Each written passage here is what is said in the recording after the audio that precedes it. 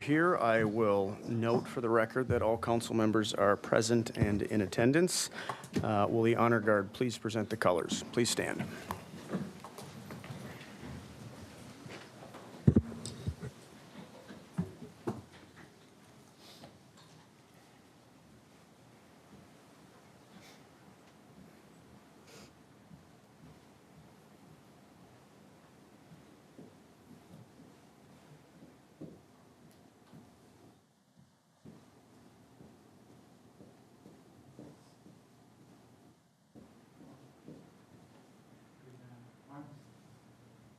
City of White Bear Lake, a flag of your nation, and a pledge to follow.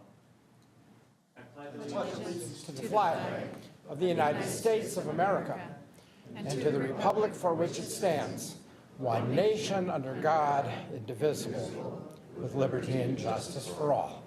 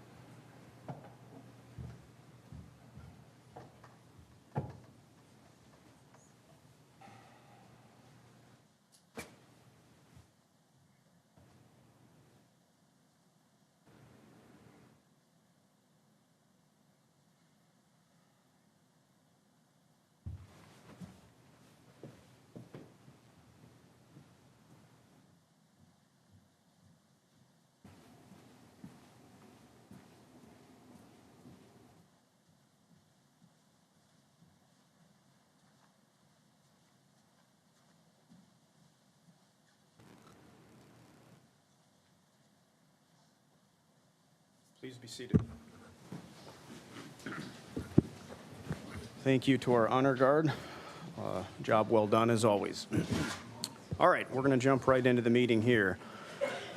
Item 2, approval of the minutes. I'd entertain a motion to approve the minutes of the regular city council meeting on October 22nd, 2024. We have a motion and a second. All those in favor say aye. Aye. Any opposed? The minutes are approved. Item 3, adoption of the agenda. We have a couple changes. First, we need to amend item 4E. It currently reads the address of 5084 Moorhead Avenue. That should read 5085 Moorhead Avenue. And then in addition, we are going to move 4D from the consent agenda to new business, and that will become item 8B. So for clarity, that's the resolution ordering a feasibility report for the 2025 proposed pavement rehabilitation project. And if there are no other changes or corrections to the agenda, I'd entertain a motion to approve the agenda. We have a motion and a second. All those in favor say aye. Aye. Any opposed? We have an agenda. Item 4, consent agenda. As amended, I'd entertain a motion to adopt the consent agenda. So moved. Second. We have a motion and a second. All those in favor say aye. Aye. Any opposed? Consent agenda is approved. Item 5, visitors and presentations. We have a swearing in of a new police officer. So Chief, whenever you're ready. Mr. Mayor and members of the council, thank you for the opportunity to share one of our newest police officers, Jordan McNamara, freshly off of his field training with you tonight, and to celebrate with he and his family and friends who filled up this room as he takes his oath of office. We also really appreciate the opportunity that you give us every time we have one of these to show off our honor guard. Tonight, consisting of Captain Tuma and Officer Menarchek. I think they do a really great job. Jordan was raised in Forest Lake, Minnesota with his mother and father and the rest of their rather large family. He graduated from Forest Lake High School in 2021, which makes him our very first COVID teen hire. Living through school cancellations, virtual learning, it played a big part in his life. Part of his experience, however, in high school is when he was able to do in-person schooling, and there was a police officer visit to school that day from the Forest Lake Police Department. That officer made an impact on Jordan and helped shape his immediate future. After graduating high school, Jordan began his academic career at Century College, where I was fortunate enough to get to know him a little bit better. I know I might be breaking some rules here, Jordan, of student-instructor confidentiality, but I don't mind telling you he was an outstanding student. In the 2 classes I had with him, he finished with over 98% in both.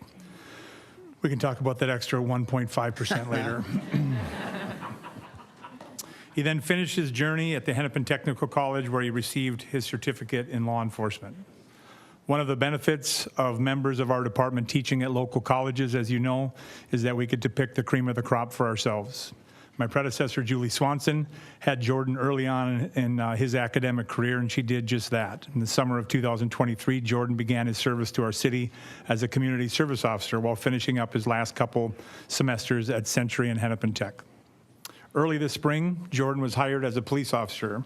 He successfully made it through our field training officer program with flying colors and ahead of schedule, which is why we are here celebrating him tonight. Jordan has proven himself to be an officer who is dedicated to service of others. He has proven himself as a reliable partner, both as a CSO and in the last few months as an officer. Last night, in fact, he proved himself reliable again by taking a kick straight to the face while making a domestic assault arrest with his partners. I'm sorry if you didn't tell your family that yet. It's like, what? Never tell you about incidents like that because he's a bit of an introvert. He's humble and he keeps to himself. In his free time, he enjoys fishing and spending time with his family and, of course, spending time with his girlfriend, Jasmine. Tonight, as I said earlier, many of Jordan's family members and friends and mentors are here to help celebrate, including his mother, Mary Jo, and his father, David, some of his siblings, and, of course, Jasmine, who will be pinning his badge on a little bit later. Jordan, please join City Manager Crawford up front so she can issue you your oath of office, after which Jasmine will come up and pin your badge.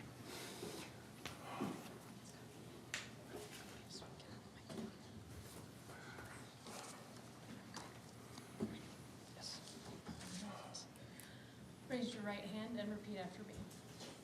I state your name, I, Jordan McNamara, do solemnly swear do solemnly swear that I will support the Constitution of the United States that I will support the Constitution of the United States and the state of Minnesota, and the state of Minnesota, and will discharge faithfully and will discharge faithfully and execute the duties devolving upon me and execute the duties devolving upon me as police officer for the city of White Bear Lake as a police officer for the city of White Bear Lake without fear or favor, without fear or favor, to the best of my judgment and ability. to the best of my judgment and ability. Congratulations. Thank you.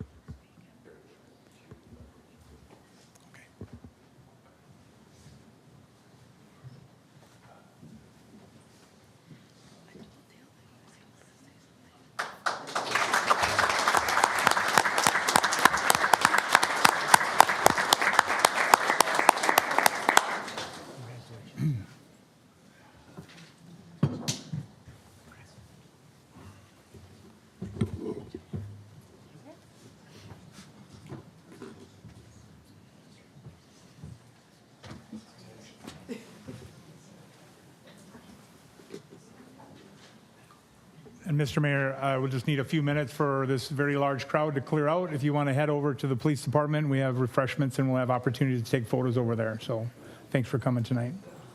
Thank you.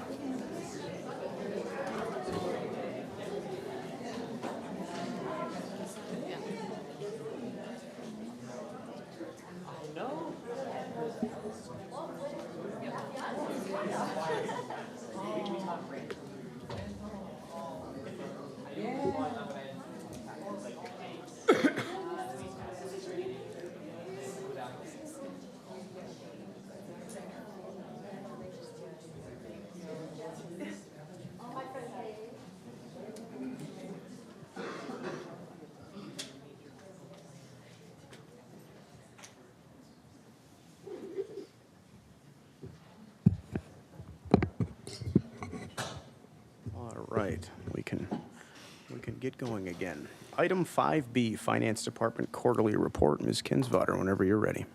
Good evening, Mr. Mayor, members of the council. I'm here tonight to talk about the third quarter financial report for 2024. A slight typo I noticed in the memo today as I was reviewing it. I have in there that the results are through the month of June with the year-to-date through June. That is incorrect. This had the actual results through September with the year-to-date September being compared. So some interesting highlights of the financial report for this third quarter that were mentioned in the agenda packet. I just wanted to highlight was the rental inspection fees are significantly higher in 2024. Now that we have full staffing, that department has really had some struggles over the last couple of years. And so it's very exciting to see that the staffing level is full and that everybody is doing the duties of their job. And so by doing that, we have more revenues and the rental facilities are all getting their required reviews.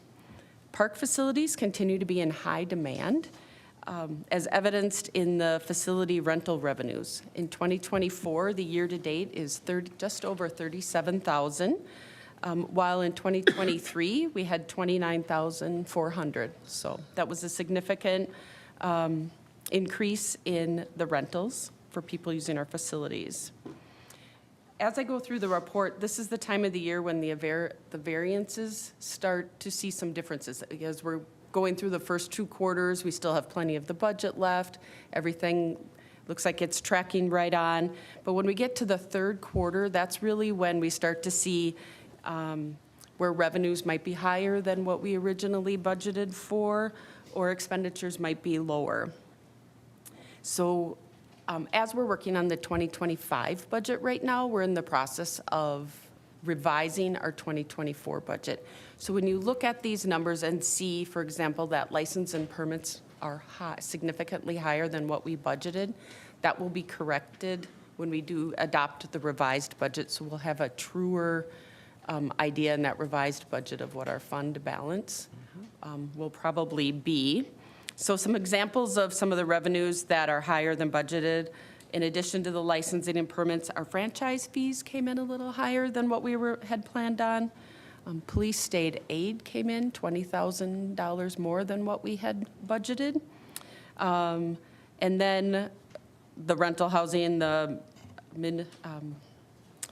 miscellaneous revenues, which would be our park revenues. Some of our expenditures that you will see adjusted down for are vacancies in departments, or if there are any budgeted savings in if we had repairs that we thought we were going to need this year and we haven't used them to this point and it doesn't appear that we're going to need to have them this year, then we will be taking those expenditures out in the revised budget too. So that work is going on. You will see that when the draft budget comes out next week, and have a chance to review both the revised budget and look over the 2025 budget.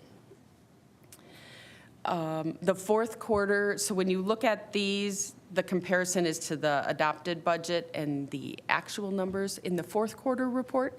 That comes out after you've adopted the revised budget and the 2025 budget. So at that point, that quarterly report for the fourth quarter will compare the actual to the revised budget.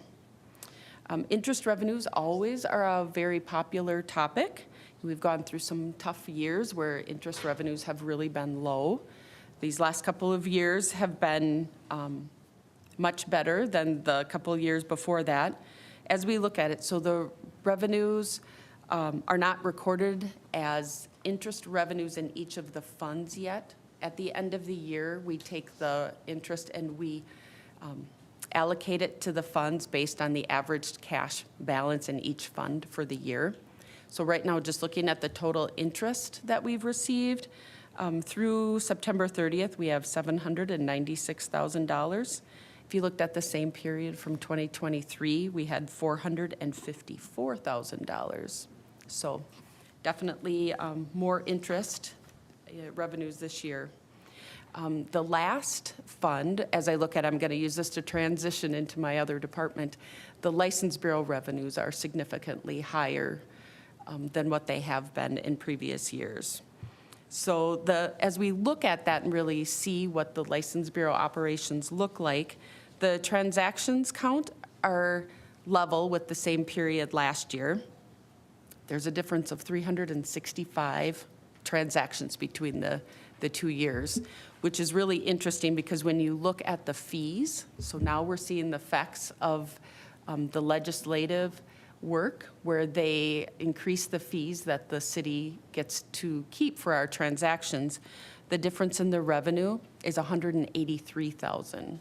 So the assistance that we're receiving from the state is definitely helping, and we appreciate that. One other key point that we did a little differently this year in the License Bureau, we have a previous full-time employee who was available for some part-time work, and so we hired her back this summer for a short time to come in, and it really helped a couple of ways. The summertime is our busiest time, and we have the longest lines. And by having a knowledgeable person be able to come back and step in when the lines were long, we could help the customers faster. And during the summer where a lot of our regular employees are trying to take vacation, that it gave us a little extra coverage. So I think that was a really positive thing that we tried this year. So with that, I'm done with my presentation and I will take any questions. Thank you, Ms. Kinsella. Council, any questions? All right. Thank you very much for the report. All right, item 5C, Public Works Engineering Department Biannual Report. Mr. Copy, whenever you're ready. Yeah, thank you, Mayor, members of the council. That's always a tough one to follow with the amount of numbers Carrie gets to present to you, but just quickly again, I'd like to start with this. This is the infrastructure that we as Public Works and Engineering are out to maintain inventory and use to serve our residents. First up, I'm going to, as Carrie had mentioned, we in parks are finally fully staffed as of last Monday. November 4th, we were able to finally fill our second of our 2 vacancies in our Parks and Facilities Department. Otherwise, Public Works is fully staffed. Having those 2 vacancies open all summer created some havoc in the Parks Department and Public Works in general, as everybody kind of jumped in to try to help out. But our 2 new employees are Kevin Taco, our new facilities and facilities maintenance, and Ben Lofgren, he is our parks maintenance tech. So those 2 are fill our Public Works roster, and we really look forward to having them on before winter. And if they really get the snow that we're predicted to get, they'll be a welcome addition to the department for sure. So with that, I'm going to just kind of run through each of the departments. First thing, finally, fully staffed. This summer, we struggled really with some of the early season rains with the mowing and more mowing and more mowing. I could have kept going with that, but we really struggled to keep up with keeping all our public areas mowed. We had, as Carrie mentioned as well, we had a ton of park reservation special events to get ready for. So, all of the Market Fest, the parades, the celebrations that we have here in town. And then over that time frame, kind of the April through October, we had 266 park reservations. Those guys are out there getting, trash emptied, bathrooms cleaned up, the pavilions cleaned. So a lot of effort that goes into making those facilities ready for each of the renters. Also this spring, we had a really high rate of vandalism that really kept this, every time they'd go to try to open up parks, especially park restrooms in the mornings, finding, they're hidden. People can go in the restrooms and cause damage and graffiti and things like that, and be generally unseen, and that's where they were having their fun. Work with the city's police officers quite closely to try to monitor and made some changes with when we open certain restrooms and things like and close them. So, but still a big thing for them to deal with each morning. Otherwise, it was a lot of the normal, and, a lot of the normal really makes the community special, especially, all our hanging baskets, the plantings. 3,000 annuals were planted by our horticulture staff. Really looked great. Again, early season, it was still watering, but then we had kind of a drought at the end of the season, and it was a nonstop trying to keep up watering those things. So kind of feast or famine there with keeping those going this year. And then it seems weird, I'm talking about hanging baskets, and we move right into, kind of the report is April through October, but they start doing holiday decorations already in October, getting ready for those. So I know we get a few celebrations here right away to kick things off in November. So important to get going. They hardly get the docks out, things like that, and they move right into doing holiday decorations. So a short window from mid-October to mid-November to get all of that stuff done. Not a ton of huge projects this year. We did do the depot sidewalk. As you know, the historic bricks out there were pretty uneven and whatnot. And we're trying to, obviously make improvements through our pedestrian facilities all over town. But if you haven't had a chance to walk there, some of the diamond patterns in there are with the old brick. We also saved as many of the old brick that were possible to maybe reuse somewhere else. But just kind of that, make it safe for everybody, but yet keep a historic element. And then they very quickly, to get ready for the public safety open house, we're able to get a bunch of landscaping done. Everybody was out there. We had, engineering staff and other staff out there helping plant some flowers and things one afternoon just to make sure that we're ready for the open house, and you never think of everything, but, it's like we had the whole public safety campus figured out, and we're like, oh, the City Hall doesn't match in. We had to do underground utilities to tie the two buildings together. So we, Parks staff jumped in and got that done very quickly and tied things in really nicely. Next up, streets. This is their bread and butter over the summer, is getting little paving projects done over this summer, as well as pavement striping. All the markings get redone every year. They go and replace all of the signs on all the city projects. And this year we had quite a number of county and the school district projects too, that the street staff went out and ordered and replaced all the signs on them. It's just kind of that, it's a good routine of getting through the city and keeping those signs fresh and looking good to meet the requirements that we need to. Otherwise, they were able to get a little bit of tree trimming in this year. Again, a lot of rain early on. They jumped in and also helped parks do mowing and things as needed. So pulled street staff to do that. And then they've already started fall sweeping. They've gotten through the community once already, and starting through a second time. You can see areas that, have leaves back in the curb line again that were just done here, just a few weeks ago. So hopefully we're able to, the snow will hold off, they'll be able to get through a second time and get the majority of leaves picked up. And then a couple of, Public Works always likes to get out and do kind of unique projects. One, they went up in the A Street parking lot that the city owns. The streets and sewer helped them out a little bit, and you can see kind of a theme there. They sewer helped them out with the parking lot fence, and streets helped sewer out with a big manhole repair project this summer, where sewer went in and rebuilt the top pieces of a lot of manholes that were sinking or deteriorated, and streets came along and helped out with the pavement repair. So those two departments really worked well this summer together. So. Water this summer, April through October, even as 460 million gallons April through October. But in reality, I jotted a few numbers down, but 2021 was actually one of our higher years. That was about 530 million gallons, but 22 was 492 and 423 was 443. So really kind of in line, even though, we had a really wet spring, but then we had a lot of drought in the end, and it really didn't spike any usage too high. So pretty happy where that landed.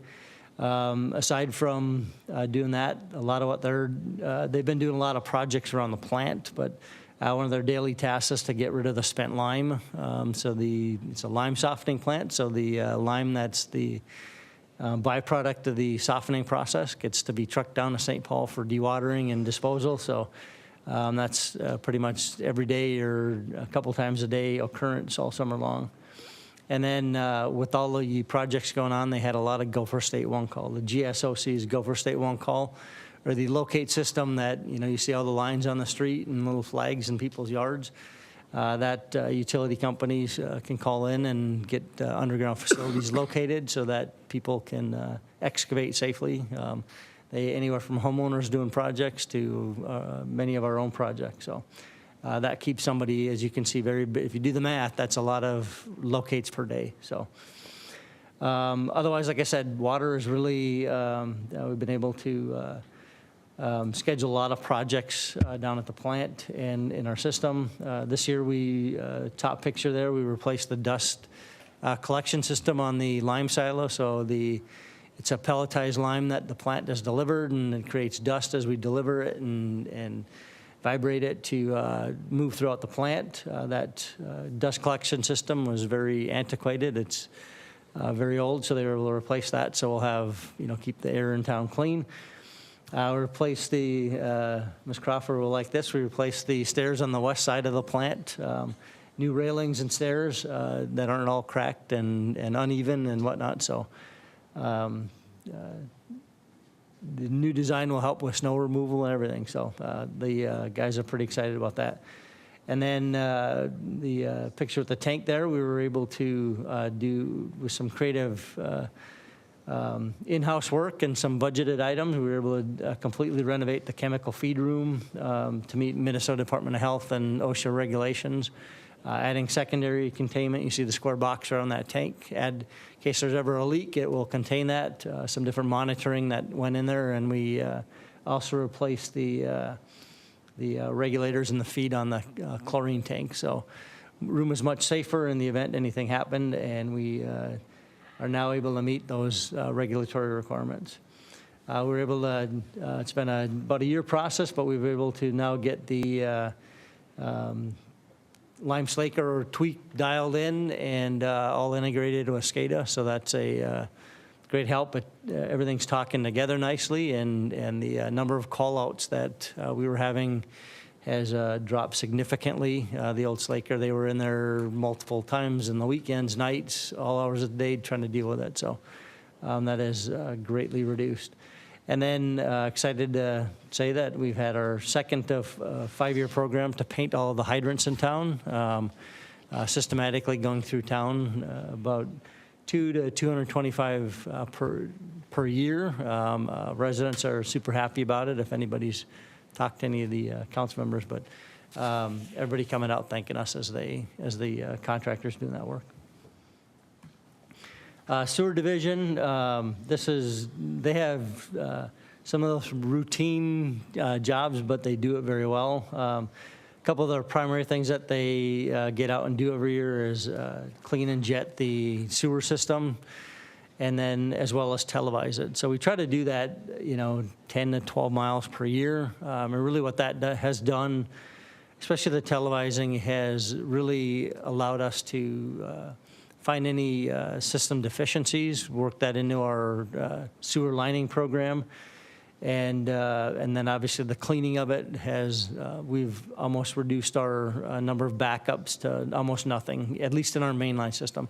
Not that homeowners don't have roots and issues with their own, service lines, but we've not had any backups to date. And I don't believe we had any last year as well. So it's kind of uneventful to even report on.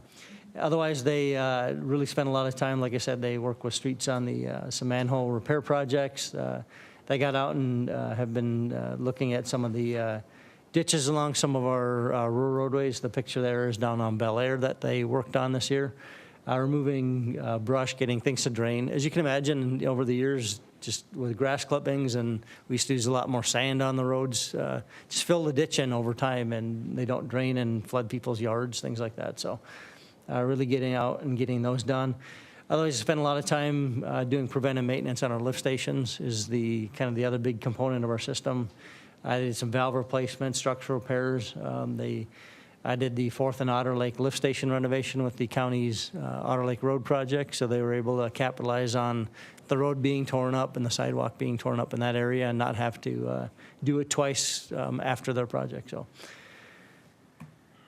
fleet maintenance, they are really getting in a routine of getting everything done in-house, from preventive maintenance, major repairs. We do both our mechanics are DOT inspection certified. And really the only thing that they send things out for is warranty work. Really nothing to report of that they send out that they can't do in-house. So pretty cool.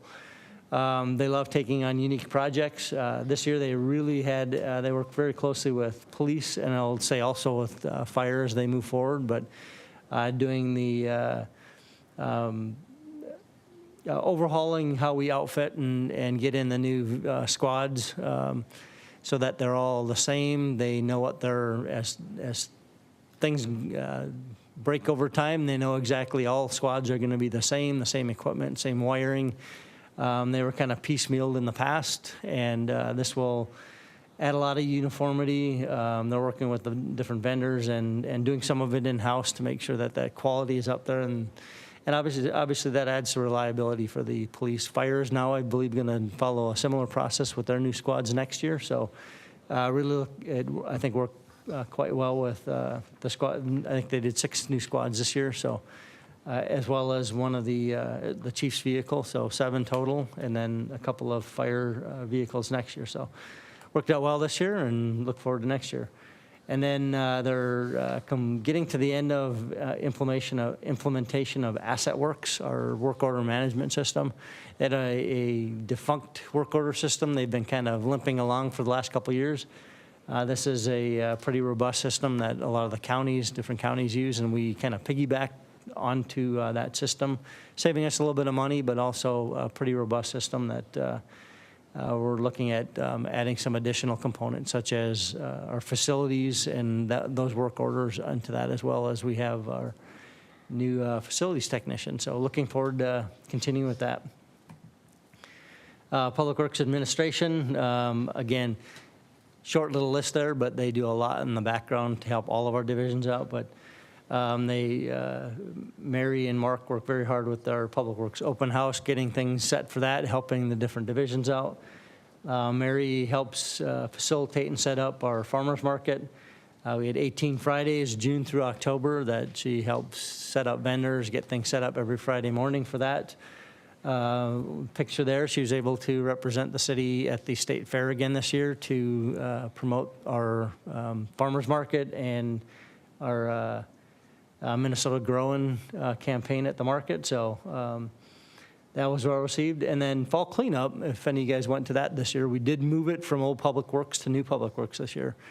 We were going to do that before, but we hosted the fire department at the Public Works building the last couple of years, so we didn't want to get in the way of their operations. Obviously, we had fire trucks, ambulances that were operating out of Public Works, so this allowed everything to be maintained on a hard surface. You know, you go to old Public Works, you're dodging, you know, we rent some of the space out for the boat storage and the mud and just the route through the site, pretty hectic. This worked very well. They, for the first year out, they'll make a couple of tweaks, some little bit of signage changes, but they had it pretty dialed in. They gave it a lot of thought, so and it worked very well. A lot of compliments to it, and I don't think any too much confusion. Part of it, they were just down the road, but not too much confusion of changing sites either. We promoted that well in advance. Engineering division, just a lot of projects again. We did a street rehabilitation project, went very smoothly. Got that done. We were able to wrap up the public safety project completion. That was a sigh of relief to be able to kind of get back onto some other things. And then one of the big things that kind of behind the scenes that we worked on a lot of time spent on it with we had a couple of GIS interns this summer. We had one last summer, but a lead water service inventory that was required through the Department of Health down from the Environmental Protection Agency.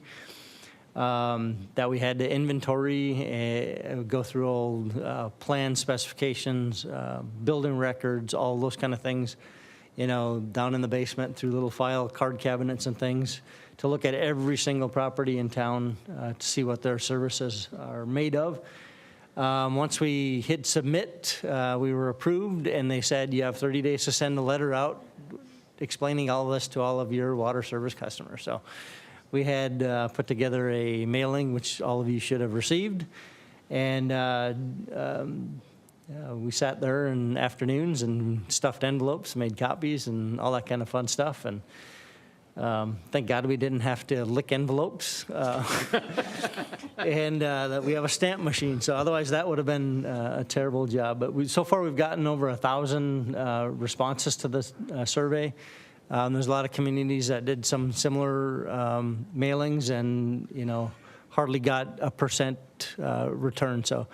So far, we've gotten a pretty good response to it. Hopefully, and they keep trickling in now. We had the first couple weeks were really, really busy, and we still keep getting phone calls. So hopefully that continues. Otherwise, this summer was very busy working with county road projects as well as the school district projects, just kind of coordinating and making sure that those all went smoothly as well. And the last one of those, I think, is wrapping up here, hopefully wrap up this week with the 8th Street signal. Otherwise, just a lot of regular activities with development and house construction, project reviews, our right-of-way permits. So every time a utility company does work in town, they go through a right-of-way permits. We typically do 30 to 50 a year. And that's just to ensure that they're putting their facilities in the right spot in our right-of-way so that we can manage it appropriately, even for our own use, so that we have room for our own water, sewer, stormwater. And then, again, behind the scenes, Jason utilizes them a lot, but our GIS mapping, just a ton of projects. You'll see some of it even with our some of the next, or Jason's next items, our zoning updates, things like that, are all done through Matt and our GIS mapping. So other than that, that's what I have for you tonight. Again, not the numbers that some of the other departments get to present, but we have a lot of kind of boots on the ground project type items. So happy to answer any questions. Very good. Thank you, Mr. Coffey, for the detailed report. Sounds like you guys had a busy but productive summer. I do want to call out the water treatment department because, in a good way, I had an opportunity to tour the water treatment plant in late August and climb all the way up to the top of the North Water Tower, which was really cool. You can see St. Paul and Minneapolis from there. But it was fascinating to see the sheer scale of how much water we pump out of the ground, clean, make safe, and send out to our homes. I think most people kind of take for granted you turn the faucet on, water comes out, and it's a pretty minimal cost, but it is a lot of work that goes into it, a lot of dedication, and a huge operation. So that was impressive, and the water treatment department, like all of the public works departments, do a great job. So that was very interesting to learn about. Council, any questions for Mr. Coffey? Councilmember Walsh. Thank you, Mr. Mayor. You mentioned manholes. Just a question on manhole covers. We talked, I think, somewhere maybe informally about a new product to put down in that sort of in that dip, because the manhole cover's got to be a little lower than the street grade, right? So any progress on that? Is that a budget item? Is that something we should pursue? I've got a couple, like I think on 4th Street towards Otter Lake Road, on South Shore Boulevard. I've had people tell me the manholes are, they're new ones. They're pretty deep. They, hit. So any update on that product? Am I imagining that, or did you talk about a product like that? So what we've been doing, and what our sewer and streets did this year, is they've been adjusting them, newer products for the rings that we're using. Rings, yeah. So what that does is it prevents the water and sand and everything from infiltrating. So everybody thinks the manholes sink. It's really the street that's. The manholes are, 8 to 20 feet deep. They're solid. They're immovable objects. And it's really the street that's in that upper foot or so that actually, heave and sink and settle and move around. It's really the street that's moving around. So, but some of the older manholes, the rings have deteriorated.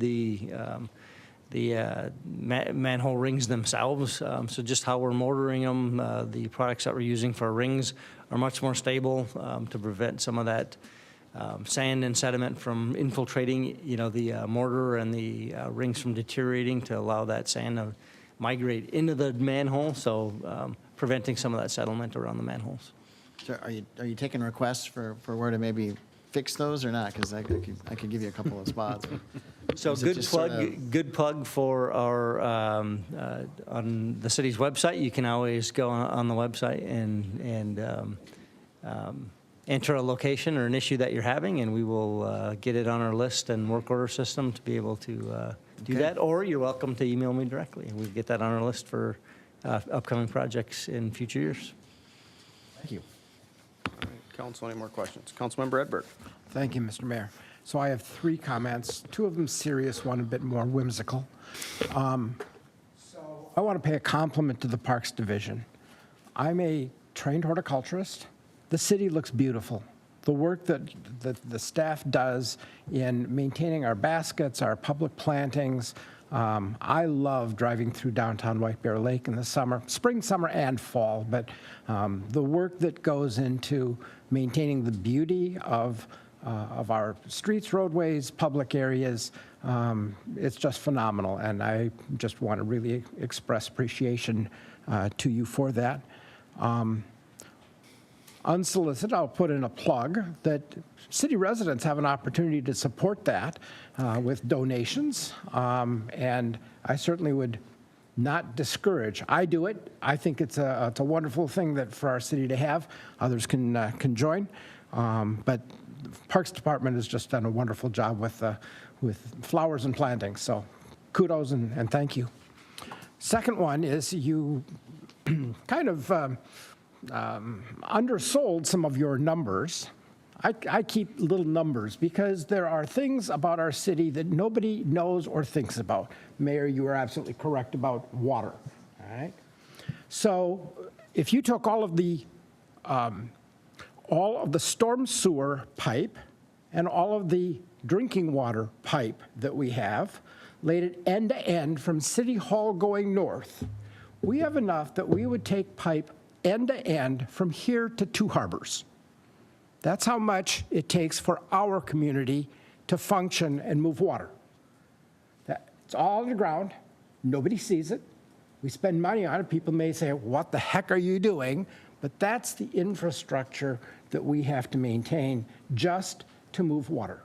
And I think the work that you guys do in jetting them, keeping them clean, scoping them out, replacing them before we have breaks. The number of times that we have line breaks is significantly less than they were 15 years ago. So again, a source of compliment to you and your staff. The third, I noticed 2 kind of dissimilar things, but I don't know if there's a connection, but we seem to have some artists in town who like spray painting. And you mentioned that with regards to park bathrooms. And we're only in year 2 of 5 of painting our city hydrants. I'm wondering if there might be some like adjudicated individuals who have particular skills and talents, monochromatic perhaps. Fire engine red would be just fine, but let's look for some ways of advancing that project. Folks in my side of the community where they have newly painted hydrants, they love them. So thank you. Council, any other questions for Mr. Copy? Go ahead. Thank you, Mayor, members of the council. Councilmember Edberg, I'm sure the police department could probably help identify some of those people, some of those artists in the community. No, but, we've done a really good job, I think, of starting to highlight public works. We honor them now with our proclamation for Public Works Week. We had our first open house ever. And a lot of people, I think, don't understand what Public Works does or what it is, because some in this industry say that they make normal happen, and they do. They make normal happen. So when you flush the toilet and you turn the water on to take a drink of water, that's all Public Works. And I think it goes unrecognized. I'm really proud of this council and of our staff for beginning to recognize the value in public works and parks, and they do a phenomenal job. So it may seem like a routine update, a biannual update, and it's kind of like, what is he talking about? But he's talking about normal. Every single day, in some way, public works helps shape our lives. So thank you for your update, and thank you to Public Works and Engineering. All set. All right. We are going to move on to item 6A. First reading of an ordinance amending the municipal code regarding business regulations for cannabis and hemp-related businesses. Mr. Lindahl, you're up. Thank you, Mayor, members of the council. As you mentioned, this is a first reading and public hearing of an ordinance amending the municipal code regarding business regulations for cannabis and hemp-related businesses. This item was initiated by staff and the city as a result of the state legislature passing Chapter 342, the adult use cannabis law in 2023. Also, as a result of that law in 23, the city established edible cannabinoid businesses and allowed them in any business zone provided the site also had a current tobacco license or on-sale or off-sale liquor license. Also in 23, the city passed a moratorium on other cannabis-related businesses to allow time for study and development of regulations. Part of what you're seeing here tonight is a result of a response to that study and review. The state made some tweaks to the Chapter 342 in 2024 and also created the Office of Cannabis Management and model regulations for cities to consider as they developed their own regulations. So Chapter 342 is the comprehensive adult use cannabis law, so it covers a lot of things. But for our discussions here tonight, it does four primary things. It permits local governments to require registration of cannabis-related businesses. So basically, that means we can require them to register with us so we know what type of business they are and where they're located. And it establishes minimum limits or minimum requirements for cities to allow for cannabis-related businesses in their communities based on population, and that's one for 12,500 residents. And so in White Bear Lake, based on our current population, that equals a minimum requirement of allowing for two. The third of the four things is that it allows local governments to establish zoning regulations. And the fourth thing is that it allows, in incorporation with those zoning standards, buffers from certain other certain other sites, 1,000 feet from schools, 500 feet from daycare, residential treatment facilities, or park facilities regularly used by minors. So the slide that you see tonight, the first two things, permit, local registration, and limits on the number of cannabis businesses, those are the things we're going to be talking about with this item and the registration process. The second two are really going to be covered in more detail as we look at the next item on your agenda, which are the zoning regulations. So just wanted to let you know this is how we're dividing up the conversation tonight of these two related things. So in preparation of this ordinance tonight, the city manager's office surveyed surrounding communities to get a sense of what they were doing as far as whether or not they were capping their businesses based on the minimum standards required by the state. So the cities really have three options. I'm sorry, should have started with this. You can accept the cap, the minimum cap, and say you're not going to accept any more than that. You could set on the other end of the conversation, on the other end of the scale, you could say we're not going to have a cap. That you could open up the community and you wouldn't limit the number anyway. Or in the middle, you can set a different number than your minimum cap as long as it's just more than the minimum. Okay. So if you look around the community, the communities around us, All of them but one have accepted and are going to use the minimum cap that they're required to do. And so in the case of Maplewood, they have decided not to place a cap on the number of businesses in their case. Mr. Lindahl, I want to just add this research that I've done. Some of these cities, they're in the same stage as us, so this is preliminary information, but it's the most current. Yeah, important caveat there that everybody's in the same boat that we are developing these regulations.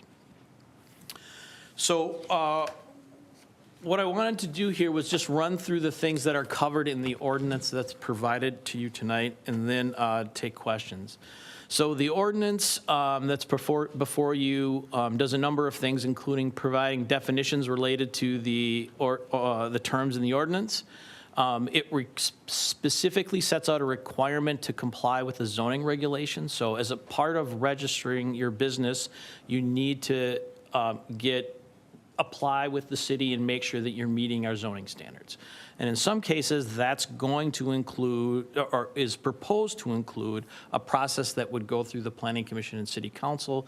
So stick a pin in that part of the discussion as we go forward here, because we'll talk more about that as we get to zoning.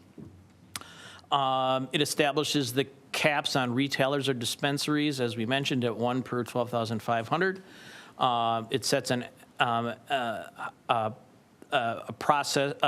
application process based on a first come, first served basis. It sets out the requirements of things that are included in the application, including that zoning registration process. It requires both registration and renewal fees as established by the city's fee schedule, which will be something that happens as we look at the fee schedule at the end of this month. It establishes criteria to deny applications for not complying with the ordinance, not meeting the zoning standards, and some other things like that. We can go over those if you'd like to. And then it places some operating regulations for cannabis retailers and low-potency hemp retailers, including compliance check schedules, hours of operation, and display of your license and registration. And then it provides enforcement and penalty tools. So that's the ordinance that's before you tonight for the registration part of the cannabis-related businesses items before you tonight. So as part of this process, the council should conduct that public hearing, take any comment. Staff is here to answer questions. The registration process was drafted in consultation with the city attorney, so the city attorney is also here to answer questions that may be of a more legal nature. And then we have scheduled this item to come back for a second reading and action consideration at your next meeting on November 26th. And with that, I take questions. Thank you, Mr. Lindahl. Let's hold off on questions for now. I will open this up to a public hearing.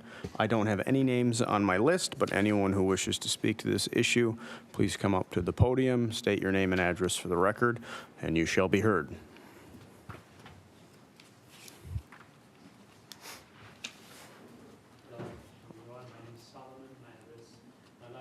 Haile, Haile. My address is 2000 County Road, E East, White Bear Lake.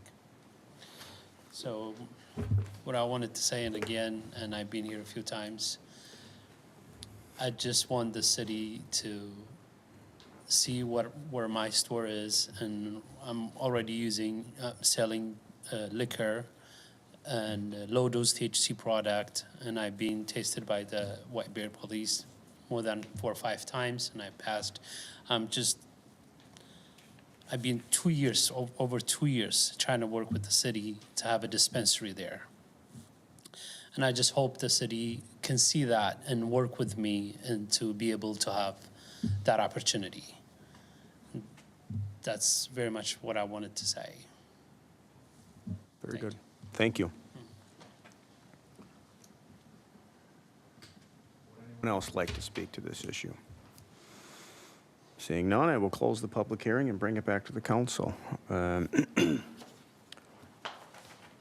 have a couple questions. I'm going to start with Mr. Anderson, our city attorney. At the last meeting or 2 meetings ago, when we talked a little bit about this under discussion. There was some back and forth about the law regarding one for every 12,500. So as a preliminary question, have we gotten any clarity on that, whether by administrative rule or otherwise, on what that really means? Sure, Mayor and members of the council. I'm not aware of any rule. The rules haven't been published yet, so they don't exist. There is some rulemaking authority, of course, that the Office of Cannabis Management has. They have not created or established or published those rules. So what we're left with really is the statutory language that provides that a city that issues retail registration, like what we're talking about adopting here at a first reading tonight, has the ability to limit the number of retail businesses to no fewer than one registration for every 12,500 residents of the city. And I believe at our last meeting, there was, we'll call them legal circles, perhaps the League of Minnesota Cities, but in light of any definitive answer, the working knowledge sort of has been, will you round up? Can you speak a little bit to that, kind of where that's coming from and what the genesis of that is? Yeah, it's my understanding that's based solely on OCM, or Office of Cannabis Management guidance that they're handing down to local governments. I actually, after that discussion, went back and tried to look a little more into where that was coming from. And the only place that we were able to pin down at this point that we've seen it is in a PowerPoint presentation that OCM put on for local governments and other curious entities back in late summer. And so, again, there's been no published rules, of course, no case law at this point about that. I will say the general approach to most registration ordinances in terms of other cities, both in the metro and in greater Minnesota, has been consistent with that advice, albeit, like I said, it doesn't seem to come from anything other than the OCM's interpretation of that statutory language that I read a couple minutes ago. Okay. So I assume it's from that guidance that we relied on for our draft ordinance, which reads in relevant part on section 1129.050, section B. It says the number of cannabis retail registrations available will be calculated by dividing the state demographer's estimate of the city's population by 12,500 and rounding up to the nearest whole number. We got that, we borrowed that from this PowerPoint presentation from earlier. Is that correct? Yes, that's correct. Okay.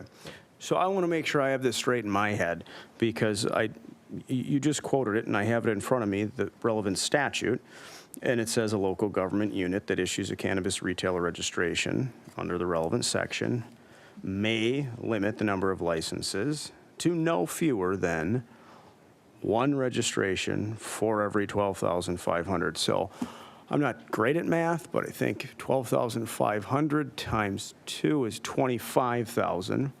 And I believe we have 24,000 and change in the city of White Bear Lake.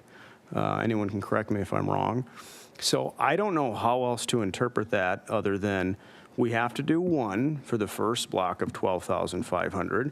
And then if and when we get to another block of 12,500, we would have to add a second. But we're not quite there yet based on the math.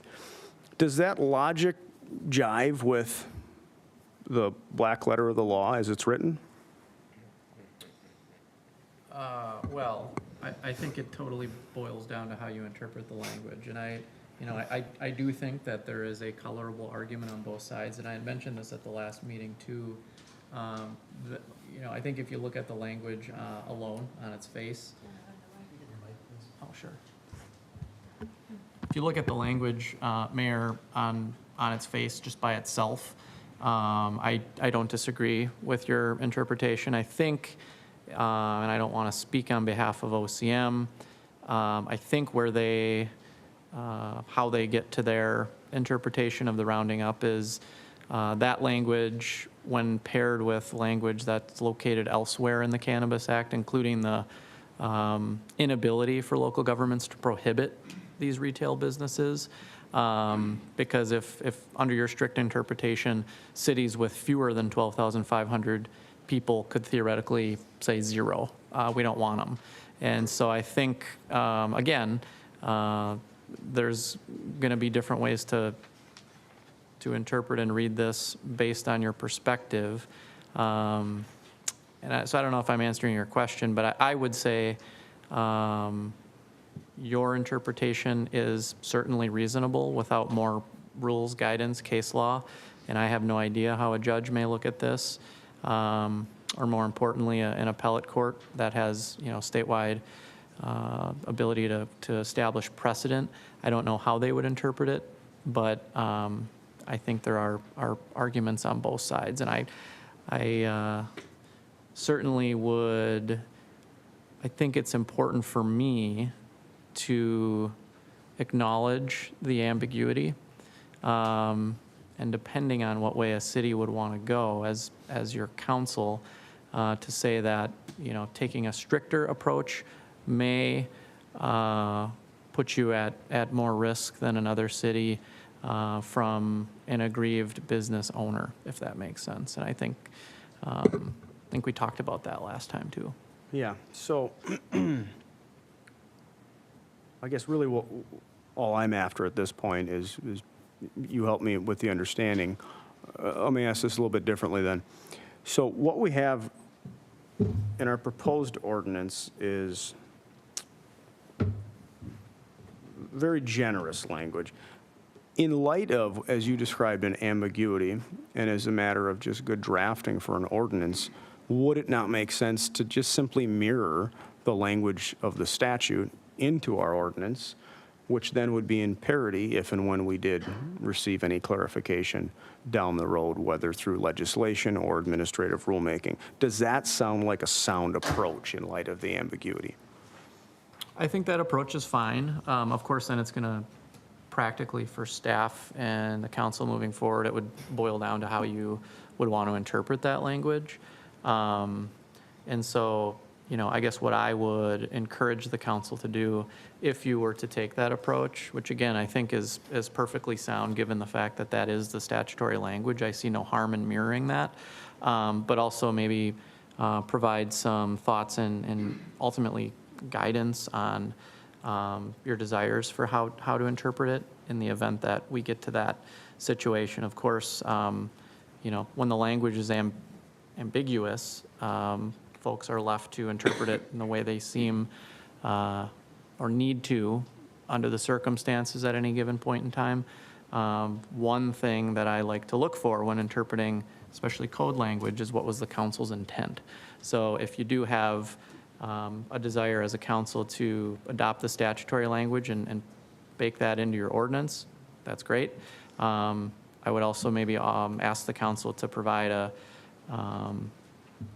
bit of direction on your intent in doing that and how you would want staff to interpret it moving forward as well. Sure, no, that's fair.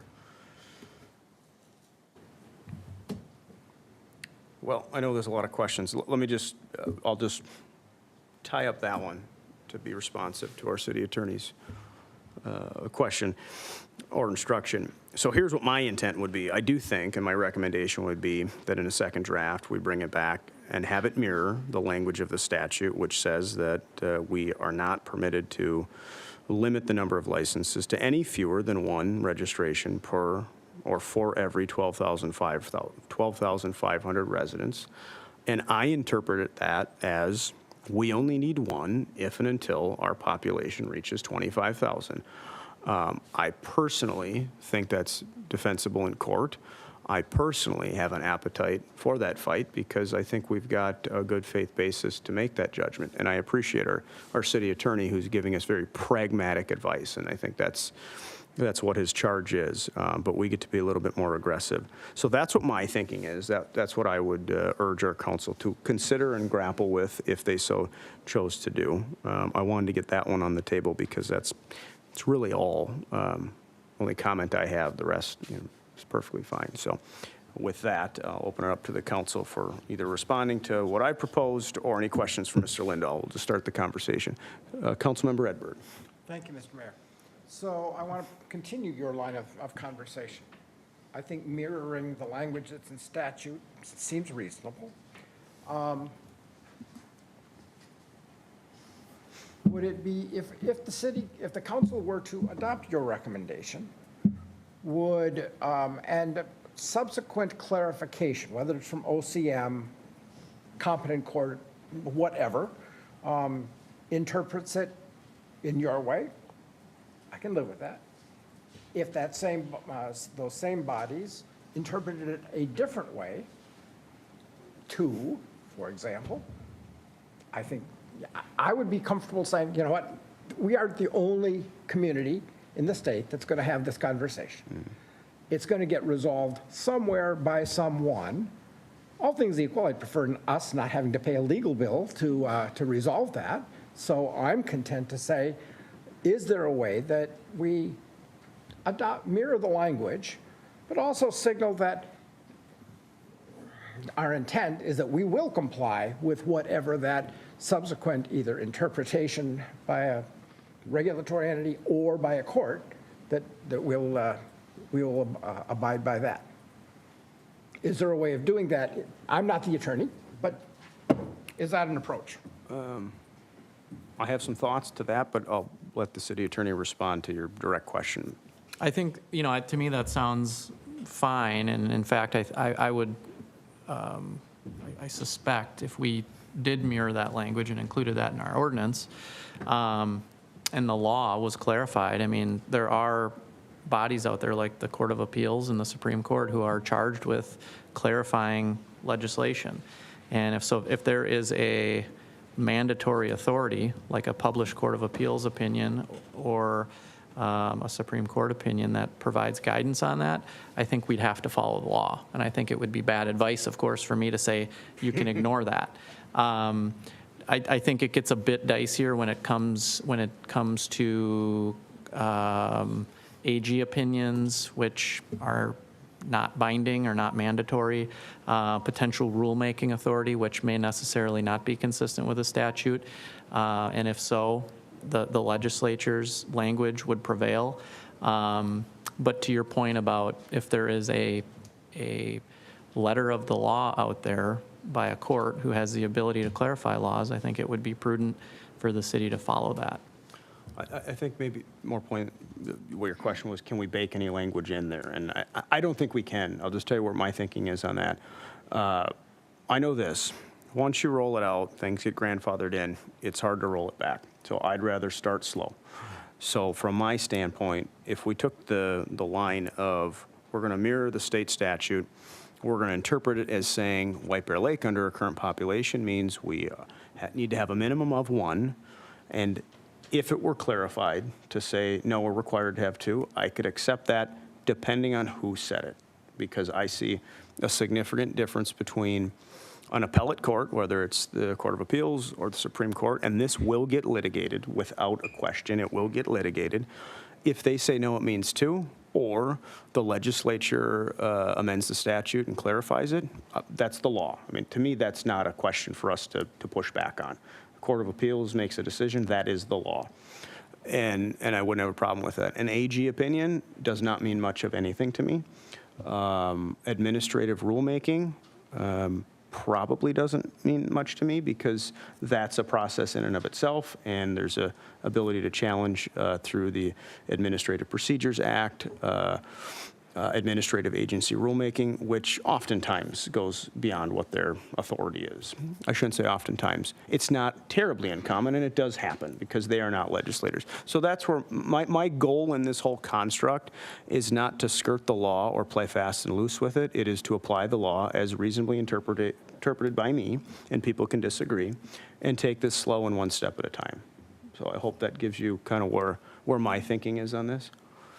Any other thoughts from the council on this particular issue?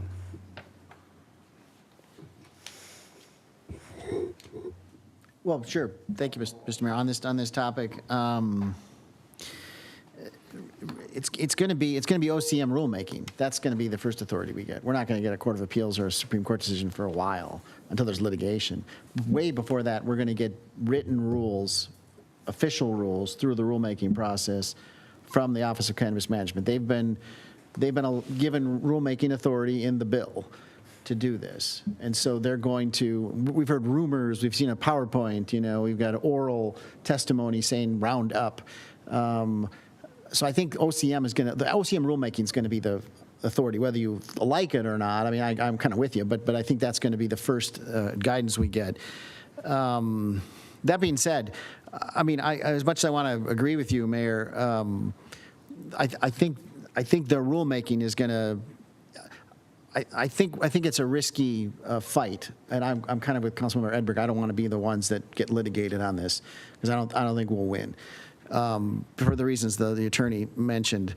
I just think that the current language, though, when we put rounding into our current language, I'm kind of staring at this for a long time. I'm kind of wanting to agree with you, but I think we got to be nimble. I think we're going to want to change this. I'm sorry, we're going to have to probably come back and change this in January, February when the OCM rules come out, and hopefully that can be before any, registrations trickle in, or there might be some timing issues there, but we may have to come and change this ordinance. Because even on the rounding, I mean, what does rounding mean? You say, well, okay, 12,500. I think the language you have here is written pretty clear. You divide 24,600 by 12,500, you get 1.968. Round that up to the next whole number, that's 2. So that seems to work, at least in our model. But what if we were at, I mean, it may sound good for us, but other cities, now we got to wait for the rulemaking. Is it round up?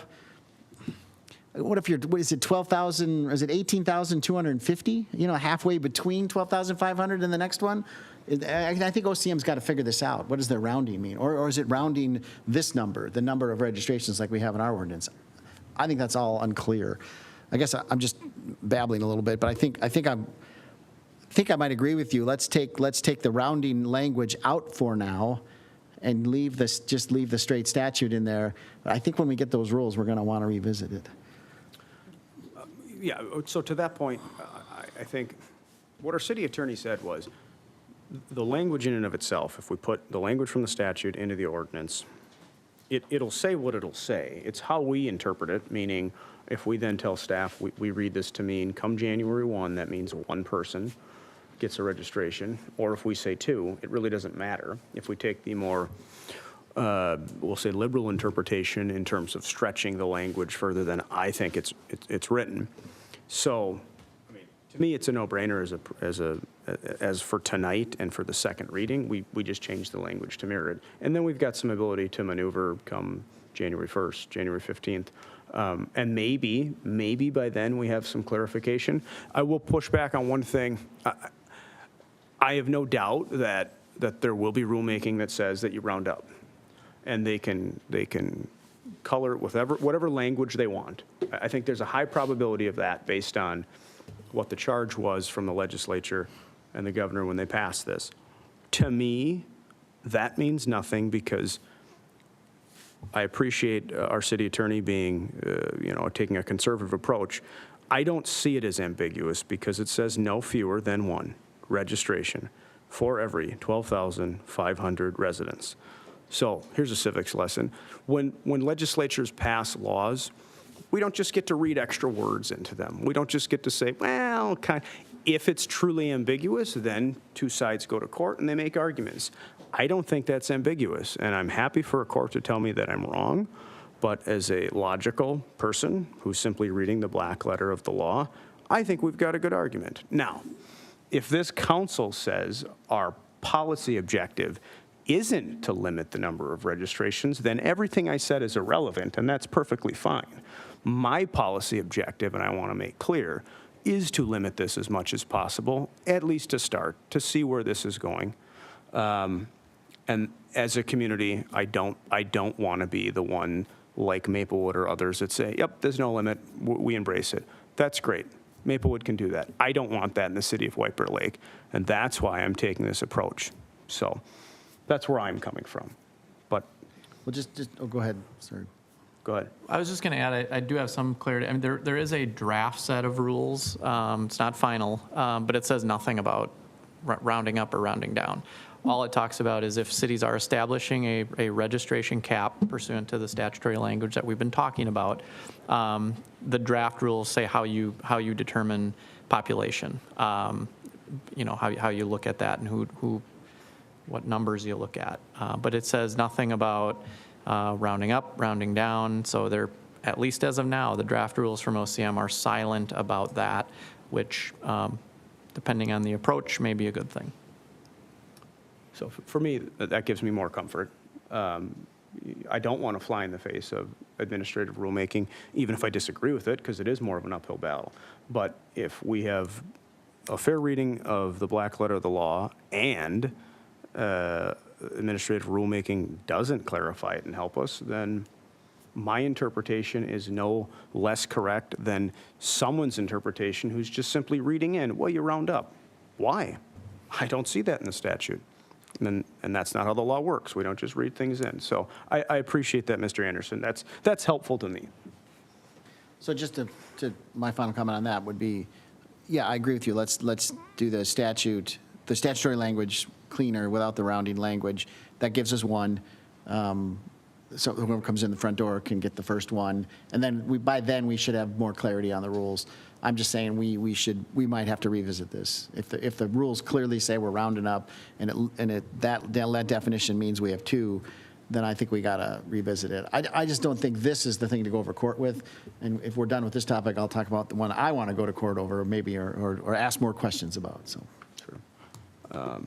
Let's just put a button on this particular one. If anybody, regardless of my interpretation of it, does anybody object to just simply having the language in our ordinance mirror what the state statute says? Okay, so it's only a first reading, and that I think would be the charge from the council. Okay, other issues, comments on the ordinance? Councilmember Walsh. Mr. Mayor, if I could then just the other piece, the item A under this section, looking at counties, Washington and Ramsey County. Appreciate the language here. I'm going to raise the same question I raised last time on this. I don't have an answer yet. I've asked some other people, even in the legislature, and I don't think they thought this through a little bit. But you know, this language is great. But if on day one somebody walks in the door in White Bear Lake and asks for a registration, it's going to be hard to say no, and say no. We want to wait and see if Ramsey County gets to 44. And if you can bring the chart back up of the other cities. I don't remember if this is that every city in Ramsey County right there. Plus Hugo, not every city. Oh, you've got Hugo from the Washington County side. Yeah, St. Paul's the only one missing then? I can't remember. I'm looking at the list. Looks like it, right? So, I mean, just do the quick math. I mean, there's 18 on the board there without Maplewood and St. Paul. So I don't even know. 44, I think, is the number if you do Ramsey County. Washington County is difficult because we've got such a small piece of it. I'm not sure how to do that math. But certainly Ramsey County, my quick math is 44. You need 44 across the county. There's 18 up there. If that fills out the way it says, that leaves 26 in St. Paul and Maplewood. Maybe they get there, but if they do buffers like other cities are doing, it might be difficult for St. Paul and Maplewood to get to 40 or to get to 26. So this might be moot. I appreciate the language in there. Just my only question is there any way to sort of, on the first day of this new law, I mean, it's not going to be relevant 10 years from now, because it'll just have to be when the moments come up, oh, we don't have a license, we can go to zero if this passes. But on the first day, it's impossible to take advantage of this nice thing they did for us in the law. If somebody walks in and says, I want one, and then, well, you got one, and then you're grandfathered in until you go out of business and it goes vacant for 6 months or whatever. I can't remember what the language we have in there, like every other license kind of thing. So is there a way to delay that? I guess would be my question. I'm not sure that's something, again, that would be another legal thing. Okay, we could say nobody gets a license until July 1, of 2025. Is somebody going to walk in there and say no? Office of Cannabis Management says they're going to overrule that. They're going to give them a license. You have to give them a license. So we want to wait and see if this county thing works out. And is that going to be compelling for the judge?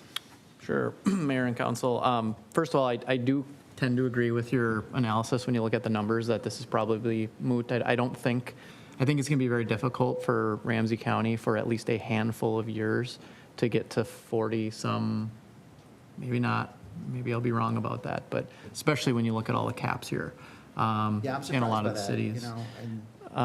Yeah, but to answer your question, I mean, I will reiterate what I talked about at that last meeting. I mean, I'm looking at the statutory language. It does say a local government unit shall issue retail registration to a business that obtains their license from OCM and meets all other requirements. And to me, if we were withholding that, whether it be through ordinance language or some sort of desire for us to kind of wait it out and see what happens, I think we would be very at risk for an issue to unfold, and potentially, you know, if there's a business that thinks it has the right to lawfully establish based on that language and then misses an opportunity, you know, you could be looking at potential monetary damages and things like that. So that one to me is less of a starter, if you will.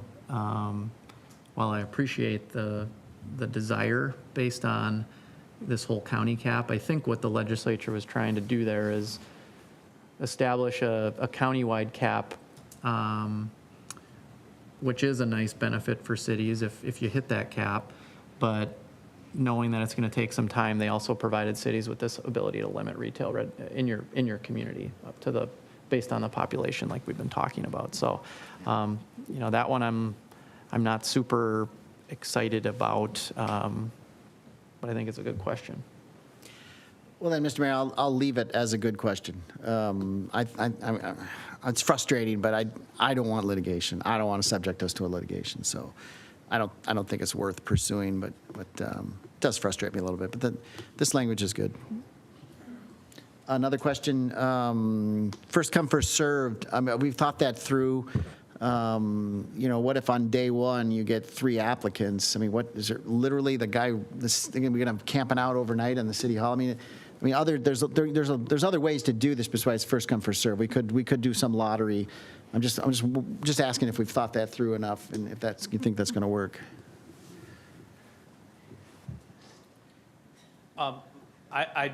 I guess I defer to the city attorney on this, what the statute says about that.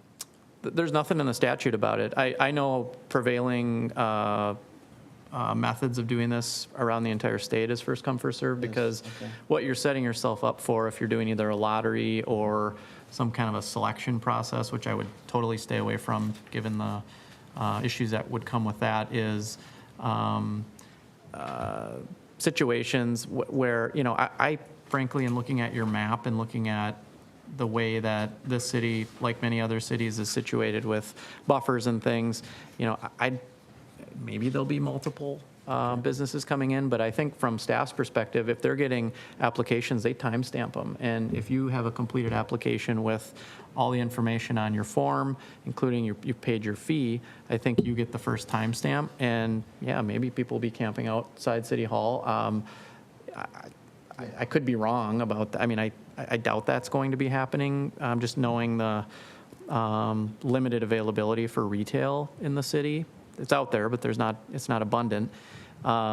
We've been encouraging cities to do it that way because it's cleanest and it's, from our perspective, has the least amount of ability for manipulation or, you know, complaints and other things. I mean, it's just, if you're ready to go and you've got your OCM license issued, which, by the way, isn't going to be happening for a couple handful of more months at least, you can go to your city and request registration, and if you're the first one there, you'll be the first one to be Or we processed. could come up with a long, drawn-out lottery application process that takes 6 months or so, and then we could check in on Rams again. No, I'm just kidding. Okay. Thank you. That's a good answer. I appreciate that answer. I feel better. That's all the questions I have on this topic. I just want to follow up on that for a second. So, Mr. Lindahl, are there paper applications? Is it an online submission? Give me the logistics of how one applies for this. Mayor, members of the council, you're actually reading my mind here as I just scribbled myself a note about electronic submittal. We do tend to allow for electronic submittal of applications. I can help you here a little bit, because this would come actually to the city clerk's office, Yeah. city manager's office.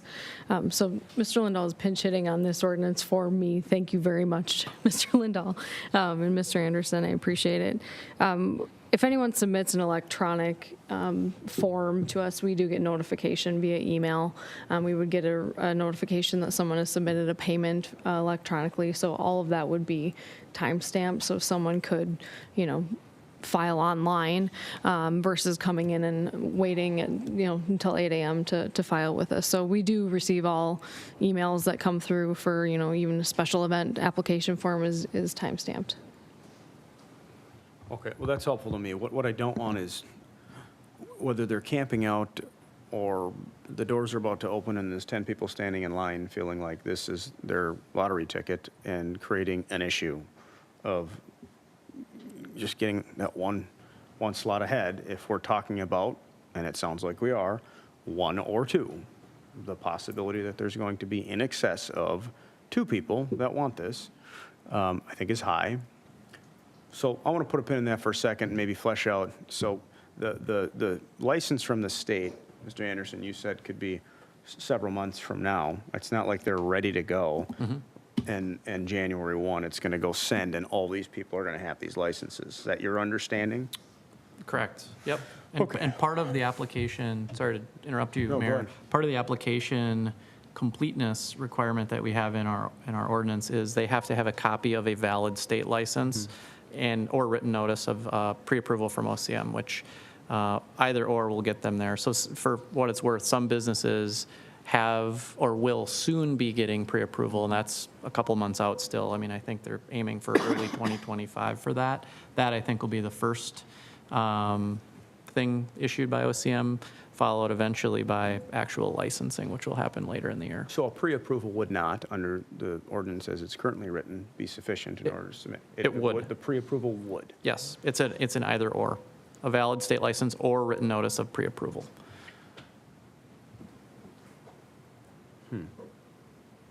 Okay. All right. So I guess my thought would be for staff, give some thought into whether or not we just want to say this is going to be purely electronic, if we want to avoid that.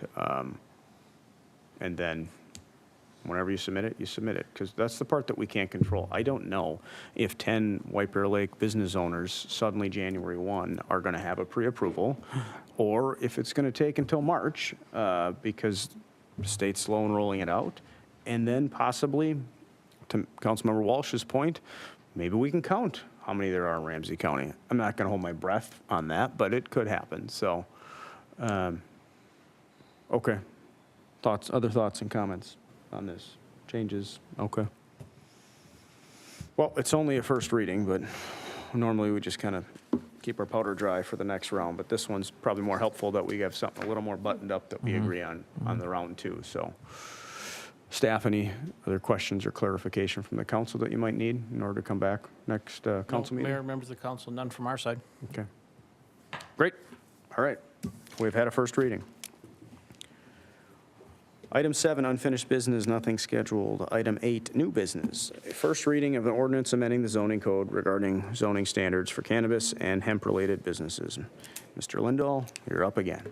Excuse me, Mayor, members of the council, as you're probably looking at this, and this slide is probably familiar to you because this is where we started on the last one. Again, Chapter 342, kind of breaking this down into 4 major things, 2 being associated with the registration ordinance that we looked at, and then the 3rd and 4th associated with establishing zoning standards, which is what we're talking about here tonight.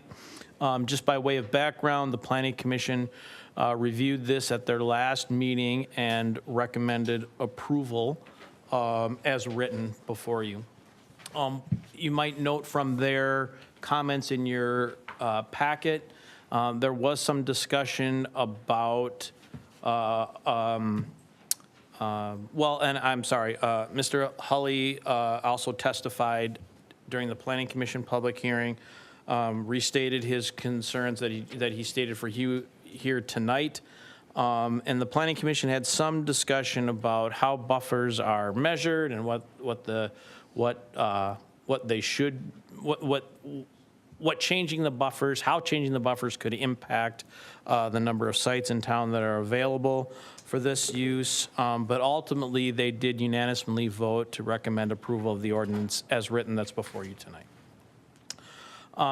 As I mentioned, Mr. Hawley has stated his desire to have a cannabis dispensary at his business.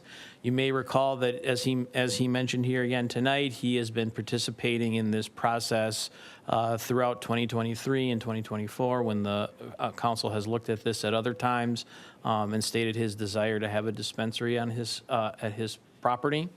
That request would include reducing the school buffer from the current 1,000 feet to 300 feet and rezoning his property from B2 to B4 to be compliant with the zoning standards as they are proposed for you here tonight.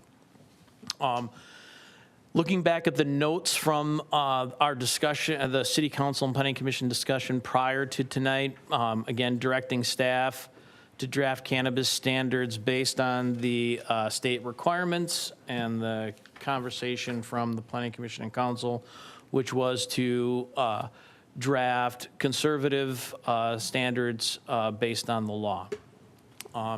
Second, the standard or the zoning standards I'm going to present to you tonight address all 14 license types. So primarily we've been talking about retailers or dispensaries, but there are 14 other license types that are grouped into several categories that include cultivation, delivery, events, transportation, wholesale, combination businesses, and again, we'll talk about that, what that means here in a moment, and manufacturing uses. Again, for retail dispensary locations, the direction was to limit that to the B4 zone as a conditional use and apply the full buffers, and that's the ordinance that's being presented to you tonight.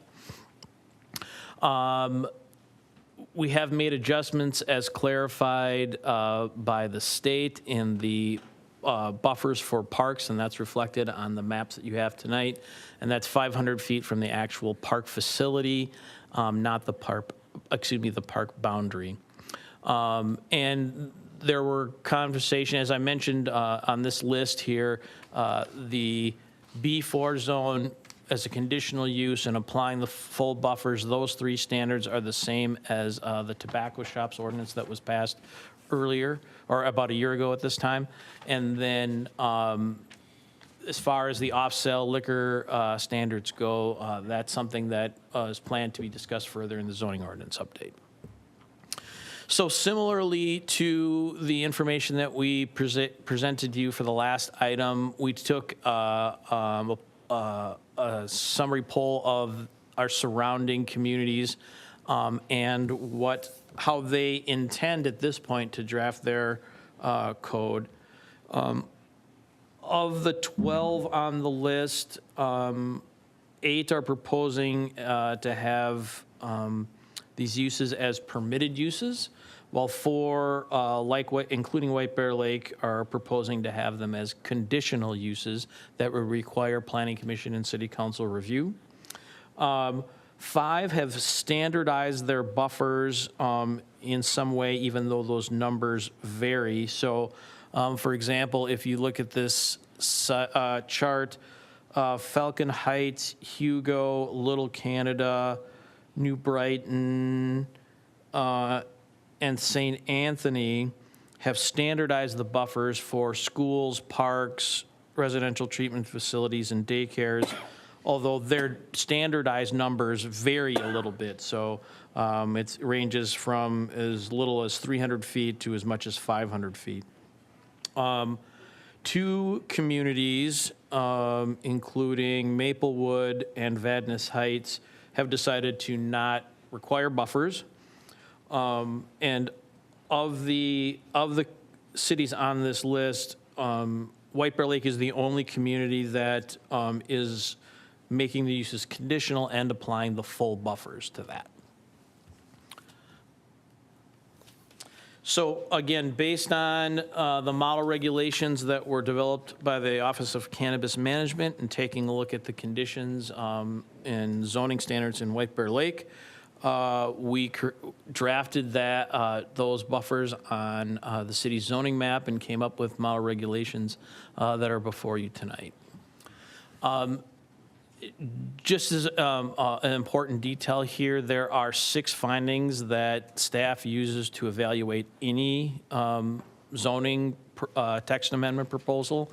We went the responses to each one of these is included in your staff report, and we spent some time at the Planning Commission going through each of these findings. But staff's recommendation and analysis of our recommendation before you tonight is that it's consistent with each one of these standards. I'd be happy to take questions if you have those as we get further into this. So what I want to do now is included in your packet is a chart that is a table that includes the information that you see here on each of these slides. And so the next 4 slides break down the 14 different license types, what activities are included in those license types, and the zoning proposed for those. So just to run through this to give you a high-level summary, and then again, certainly we can take more detailed questions if you have them. So we start off with cannabis cultivators. So basically, as the name implies, they can grow cannabis and distribute that product. That staff is recommending as a conditional use in our industrial zones, so I-1 or I-2, and applies the full buffers completely inside building and requires security, lighting, waste management, odor management plans. Taking a look at cannabis delivery services, again, as the name implies, they can sell and deliver cannabis products directly to consumers. In that case, we're proposing those be allowed as a conditional use in the BW or Business Warehouse District, the DBD, Diversified Business, I-1 and I-2 zones. Similarly, allow full, require full buffers and require security and waste management plans. Looking next at cannabis events, and so those are temporary events of no more than 4 consecutive days. Similarly, applying full buffers, no more than 4 consecutive days and 30 days between each event. No more than 2 events per site each year. Prohibited on city property, cannot occur outdoors, and must be completely in an enclosed building. And on-site consumption at these events is prohibited. Cannabis event organizers, again, as the name implies, is really a business that's in the that organizes and plans these types of events. And so in those situations, again, locating them in the B4 district, BW, DBD, I-1 or I-2 zones, allowing or requiring full buffers, requiring security and waste management plans, and prohibiting on-site consumption.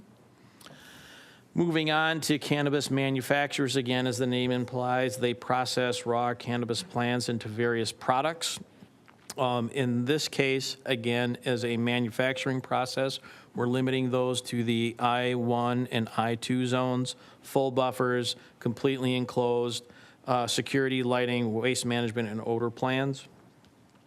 Cannabis mezzo businesses are a business that's allowed to grow, make, sell, and buy cannabis products.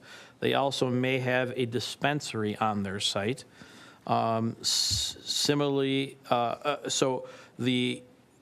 again, this is a conditional use, but because the growing and selling and dispensary parts of this could occur in different zones, we require the full buffers, completely enclosed building, and subject to the cultivation, manufacturing, and dispensary regulations for the appropriate zone as we go through this list.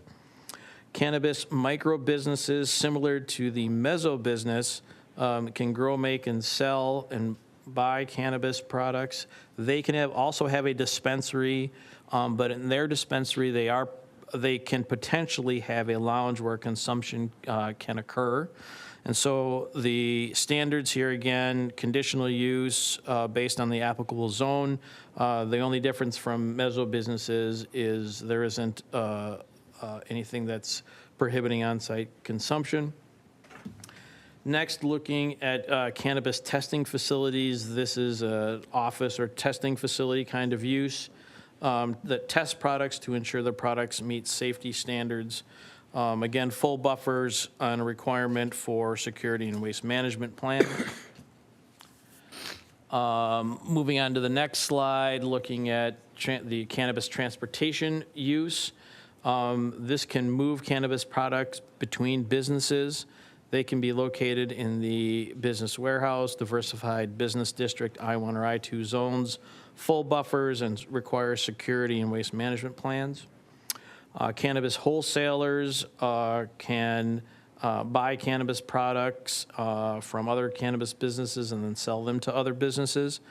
In those cases, that type of use we're proposing to be, again, conditional within the BW, DBD, I-1 and I-2 zones.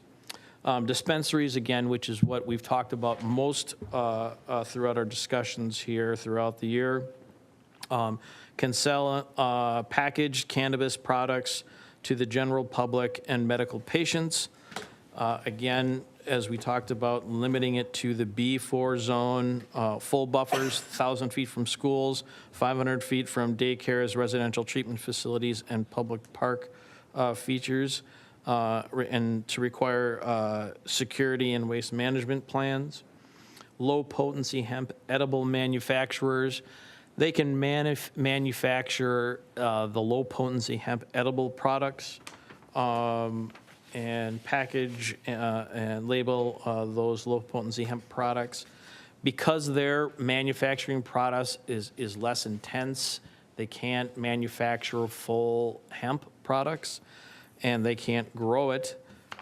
Staff is proposing that this is a conditional use not only in the I-1 and I-2 zones, but also in the BW and DBD zones. And then the final slide here, the last two are low potency hemp edible retailers. This is the use that the city already approved again a year ago to operate within the community.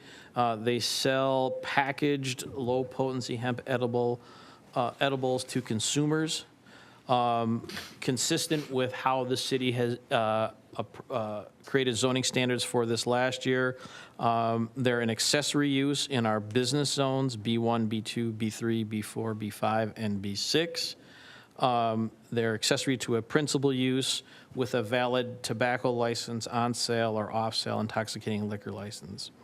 On-site consumption is prohibited unless the principal business holds a valid on-sale liquor license, and they're required to have security and waste management plans. And then finally, cannabis medical combination businesses. They can grow, manufacture, package, label, and sell cannabis products, including seeds, to both medical patients and adult consumers in a dispensary. And so, again, as a conditional use that we require review and approval, review by the Planning Commission and approval by council in the applicable zone for the activity that they choose to participate in, but also applying the maximum buffers, must be completely in an enclosed building, and subject to the cultivation, manufacturing, and dispensary supplemental regulations. So that is a quick high-level view of the 14 different uses and the zones that they're proposed to be within. With that, also included in your packet is a map that shows where these buffers are, what our zoning is, and the areas that are eligible for the different types of uses that I've just described. So on this map, again, that's included in your packet but up on the screen, the areas with the black crossed hash pattern cover either the B4 district or one of the 4 industrial type zones I talked about. BW, business warehouse, diversified business, I-1 or I-2. What I've highlighted on this map for you on the screen, and I'm sorry this isn't in your packet, there are several areas, this is the north half of the city, and there are several areas with red circles that are the locations where dispensaries would be eligible to locate based on our current zoning and the standards before you tonight. And so working kind of west to east across the northern half of the city, you really look at the bottom half of this slide. There's the east-west spine that is Highway 96, and 35W is the far left-hand side or western side of it. So the northwestern quadrant of 35 and 96 is the area that includes McDonald's and the Walgreens in that area. You move further down 96 to Birch Lake, and you'll see on the south side of that intersection a bank and the Health Partners Clinic. And then moving all the way up Highway 96, or I'm sorry, Highway 61, into the kind of the downtown adjacent area, the property at 61 and 7th, which is currently a veterinarian clinic, meets the right zone and is outside of the buffer requirements. Then again, as I mentioned, the industrial or business warehouse districts are outlined on this map in that black sketched pattern as to those areas where those other cultivation, manufacturing, testing, what have you, uses could be eligible to be located. I can show you the south side of the city also, but any questions on the north side right now? I could track the first two locations. I can't find, where's the third location? So I'm looking on the map that we have, which I think is slightly different from your map in terms of the red circles. yeah, so I apologize, members of the council. The red circles are not on your map, but the Councilmember Edberg, if you're the first one at northwest quadrant of 96. Thank you. 35W. Moving further down to the east on 96 at Birch Lake Road. The south side, there's a bank, and then on the west side of the southeast corner is where the Health Partners Clinic is. And then you have to move all the way down 96 and then north on 61 until we get to the downtown adjacent area, Highway 7 and 61, or excuse me, 7th Street and 61. It's that smooshy black thing. Yeah. It's just black. Because the site is so small, it's just a small black dot on your map. So I'm sorry, the zoned area up by that where like the Best Western is, what zone is that? So I'm confused by the color, that's all. Because it looks close to the, is that the? So that is zoned B4, but the buffer from the school at 1,000 feet impacts that site.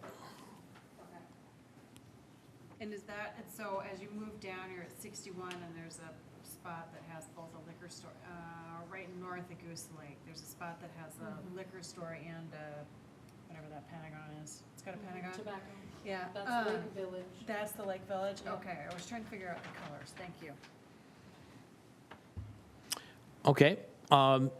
Similarly, on the south side of the city, there are really only two locations. One that really practically could be open for a dispensary type use. And so the one that is most likely to have a practical application is the convenience uses that are at the northwestern quadrant of White Bear Avenue and Highway 694. If you move kind of midway up this map all the way on the left or west side of it, you'll see another red circle on the map that's up on the screen. That's the area that is B4 that includes the Lochner apartment building and then the property across the street that they currently own, the triangle that you see there. They own the southern part of that triangle. The northern part of it was dedicated to the city for future park use, but has not been rezoned as of yet. So the combination of that property potentially, well, being dedicated as park and will be rezoned as part of the zoning update process to that, and the fact that there's a PUD and a newly constructed apartment building on that site present some practical challenges for that site really ever being used that way.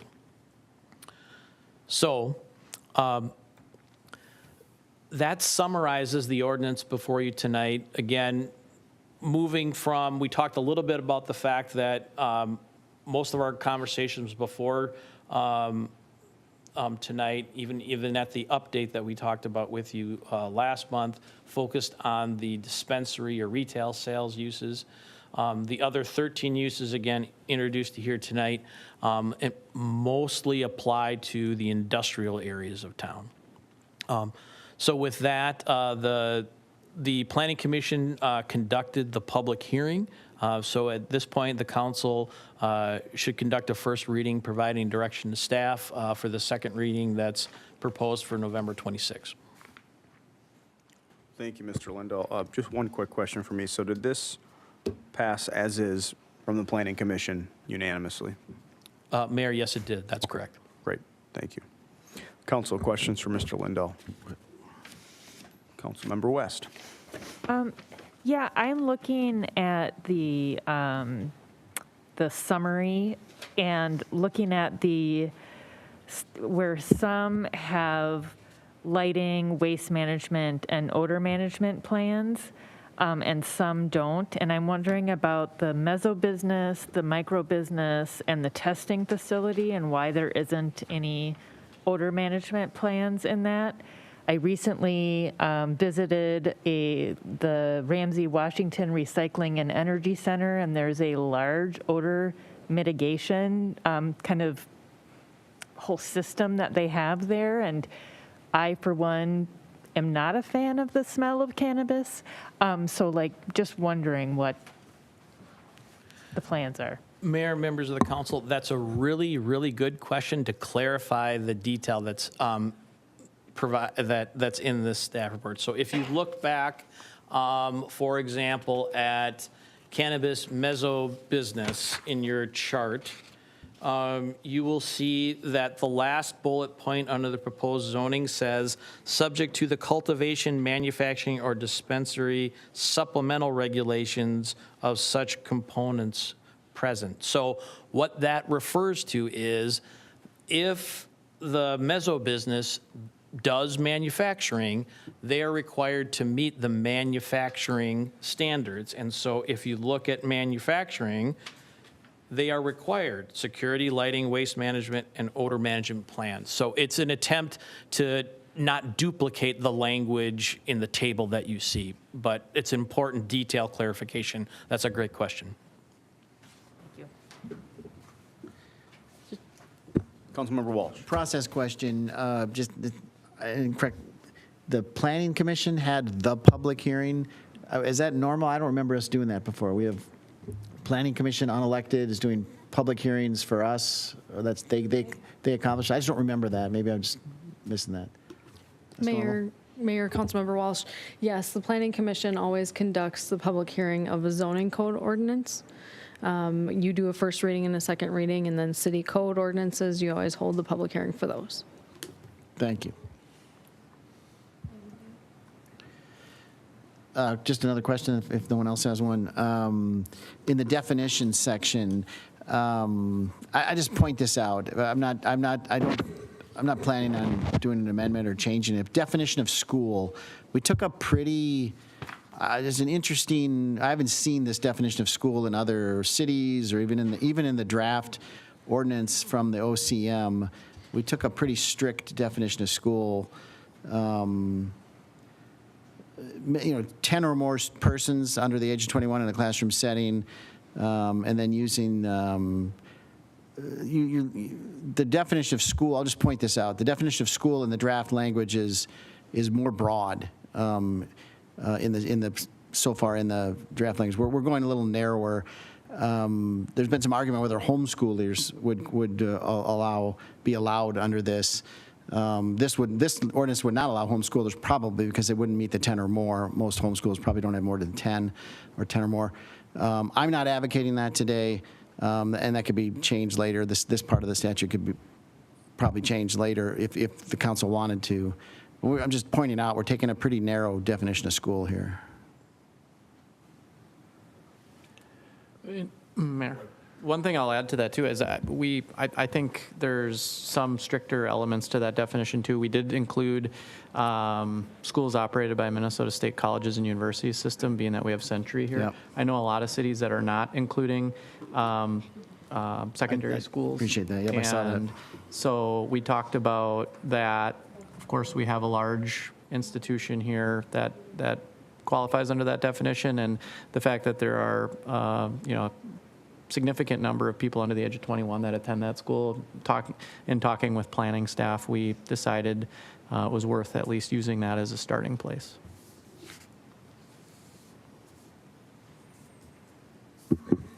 Other thoughts, comments? Councilmember Edberg. Thank you, Mr. Mayor. So the council has discretion on how it chooses to buffer, or what buffers. State law does not require us to use the maximum it permits. It strikes me that given the number of eligible dispensary sites, there are got 13 other categories to think about. Realistically, we aren't going to have 10 applicants because we don't even have 10 viable locations. Presumably, an eligible application is going to be linked to a specific eligible site. And since I picture we have about a half dozen maybe, and of them, several will be competitive with existing businesses that are already established. Health Partners, I don't think, is planning on, well, I'll be surprised. It strikes me that our choice of buffers is not aligned with what most other communities are using as their buffering distance. That's the informal data. Granted that there's a scattergun approach there as well. There's not one specific. But it strikes me that that our choice of buffering is too restrictive, and I would encourage us to think differently about the buffering size and bring us into greater alignment with the communities around us. It's a fair comment. I mean, we do that in a lot of exercises. We look at what other cities are doing, their per capita tax rates, different things like that. A fair comment. I'll just tell you where I stand. I want the most restrictive buffers because I've made my position clear. I just don't particularly care for this in my community, and others can disagree. So as long as we're following the law, and we are, it's just one of those things that I don't care what other communities are doing, particularly when I see a couple communities that don't have any buffers. I mean, I think practically speaking, I hope that those communities thought it through and said, well, there couldn't be the result of a dispensary or right next to an elementary school. I hope that they did that. But in theory, the way their zoning code is written, it could allow that. And that's just absurd to me. So as long as we're in parity with our tobacco zoning, which we are, I couldn't keep a straight face and support a zoning code that makes it permissible for you to put a dispensary closer to a school than what we say, well, you shouldn't have tobacco that close to a school. So I think those two should be in line with each other. And it sounds like we're going to take up off-site liquor sales in the coming months. Did I hear that correctly? And I'll just forecast that. I'll support them all to be in line with each other to the extent we can do that. Councilmember Edberg. Thank you, Mr. Mayor. So Mr. Lindahl, what is the current buffering for off-sale liquor? Mayor, members of the council, we do not have a buffer for off-sale liquor. I see. So we can expose our children to, okay, ostensibly the reason for buffers is to protect individuals who may make what some consider to be influenced in poor ways. Remember Walsh at the last meeting specifically spoke about children. There can be other populations as well, figuring. But we apply none. And Mr. Lindahl, is it true that even if we were to adopt more restrictive buffering for off-sale, all existing off-sale locations would be grandfathered in, or would they have to relocate to conform to a new standard? How does that work? Mayor, members of the council, they would be grandfathered in. So from a practical effect, it has no effect. It's like it will affect future venues, but has no impact on the exposure of children or other vulnerable populations to alcohol, regardless of what we might take up at a future point in time. That doesn't wash with me. I just don't think that's, it's not wise, it's not fair. I submit that the three should be regulate. I did not, when we took up the last ordinance, I do not object to registration. I do not object to knowing what is sold and where it's sold and regulating accordingly. I think our standards are hypocritical and ought to be harmonized, and harmonized in a way that allows greater buffers. That's my position. This is a difficult question to answer, Mr. Lindahl, but to your knowledge, do we have any liquor stores that are within a buffer zone? And that's you can get back to me. I mean, because it's a fair point that if that why should liquor be available, or be close to Aren't they on that map? Yeah. Members of the council, they are plotted on the map that you have as the blue dots, I believe, and sorry, I'm trying to get my full map here. Yep, I can see them now. Okay. Yep. So in the legend of your map, you'll see that blue dots represent off-sale liquor. So I would say to Councilmember Edberg's point, yeah, that's unfortunate. But and if I could go back in time and change that, I would. So I don't want to make the same mistake twice and then say, well, cannabis dispensaries, because we've already let a few liquor stores in that buffer zone, we're going to let them into.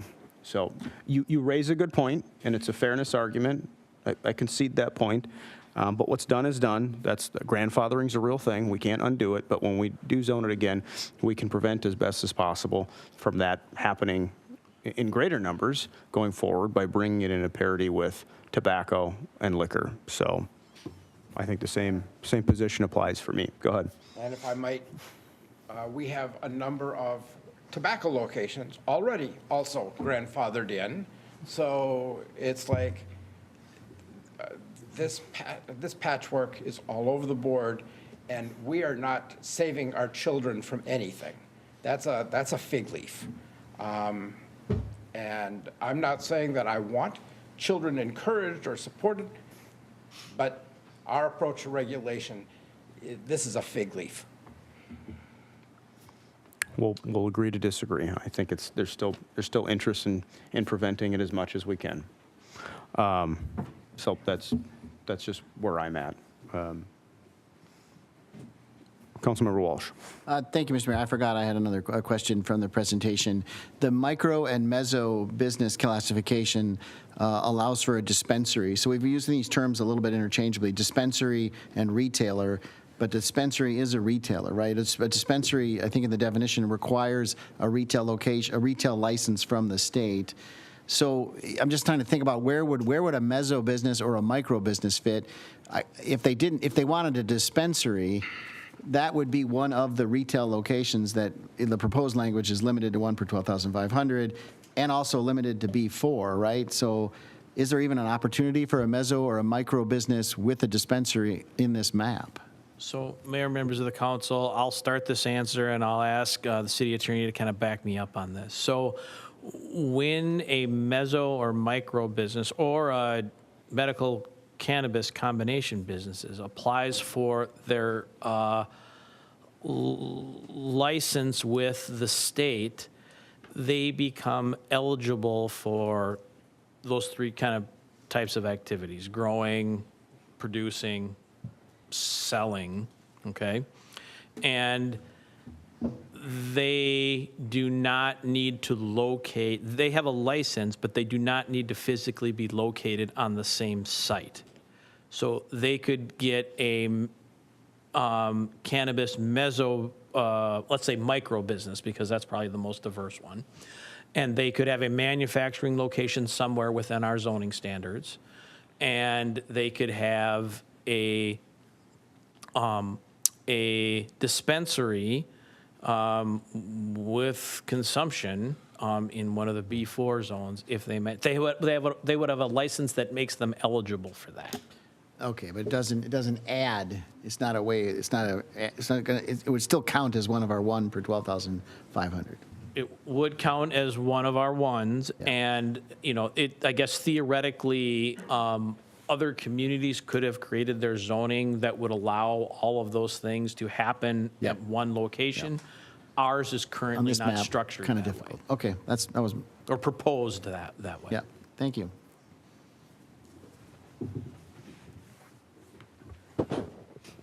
Any other thoughts or comments on this? Okay, we've had a first reading. Okay, Thank you. thank you. Item 8B, which was moved, what used to be consent item, 4D for those maybe following along. Item 8B, a resolution ordering feasibility report for the 2025 proposed pavement rehabilitation project. Mr. Copy. Mayor, members of the council, so this year from a, I'll call it residential street reconstruction program, staff looked at a number of different things, and one is obviously the reconstruction of areas that have not been updated to a residential, a current residential urban section with curb and gutter. Secondly is we look at our municipal state aid system. So in order for, so the city receives about $1 million a year towards our state aid system. It's a eligibility standard because we have a population of over 5,000 people. We are eligible to put certain roadways on our state aid system. I won't go into great detail on that, but in order to get that money out of the state aid system and be paid into our accounts, we need to do eligible projects. The last number of years, we've been kind of doing a combination of drawing on past projects as well as the projects currently done in that year. We're kind of running out of the past projects. So we started looking at which projects that we can jump into and start doing a few here and there over the next 5 years or so.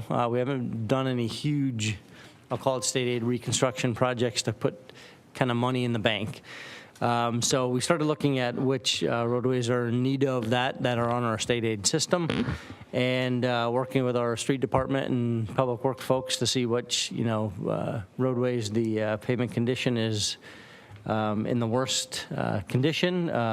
And this year, kind of looking at the budget that we have for this part of our reconstruction program, you can see we proposed Division Avenue as a state aid route, and then 12th Street as far as that reconstruction component. I believe some of the questions behind pulling the item, as well as looking at the overall reconstruction program in general. So in the memo we state we have just over 4 miles, 4.03 miles to be exact, of roads that we need to upgrade to that curb and gutter current standard. So the two big areas which make up 3/4 of that, or 3 miles, is the Ramalli Park area and the downtown area south of 4th Street. So you can see those two areas on the map. One of them is proposed as a 2026 project, and the Ramalli Park is a 2027 project. The remaining mile of that, of those streets that need to be brought up to that current urban standard are small segments, typically a tenth or two in miles in length, kind of scattered throughout town. So really what we're looking at doing is picking up the remainder of those as it makes sense to tie into other adjacent mill and overlay projects, such as what we're doing this year with Division as a mill and overlay project, but yet doing 12th as a reconstruct project. So kind of tying that in, because it's obviously from a economy of scale and getting contractors working in the same areas definitely makes sense. There's also a few other ones that require some different coordination. If you look over on the west side of the map that provided to you, the little cul-de-sac over off of Centerville Road, Stillwater Street, is a joint project that needs to be coordinated with the township. We own the north half, they own the south half. So obviously add some complexity that we need to work with them on that, and we show that kind of out a little bit. We have the south cul-de-sac of Hoffman Road. That is ours, but yet, we're waiting, Bruce Vento Trail's coming through there, so we have some other stuff that we're watching, but yet in need of reconstruction, so waiting for the right time to do that. Whitaker Street, I won't go through every one of them, but like Whitaker Street, there's potential for other things to happen in that area, so it doesn't make sense to do that at this time with Bruce Vento Trail and whatnot. So some of them just kind of don't hold their weight as standalone projects, so we're kind of waiting to see how we can tie them into other ones. So that is kind of the, so really if we're looking at the map, and then I want to hop back a little bit as far as another component of the 2025 project. Staff will be bringing back the downtown mobility and parking study here shortly with some recommendations.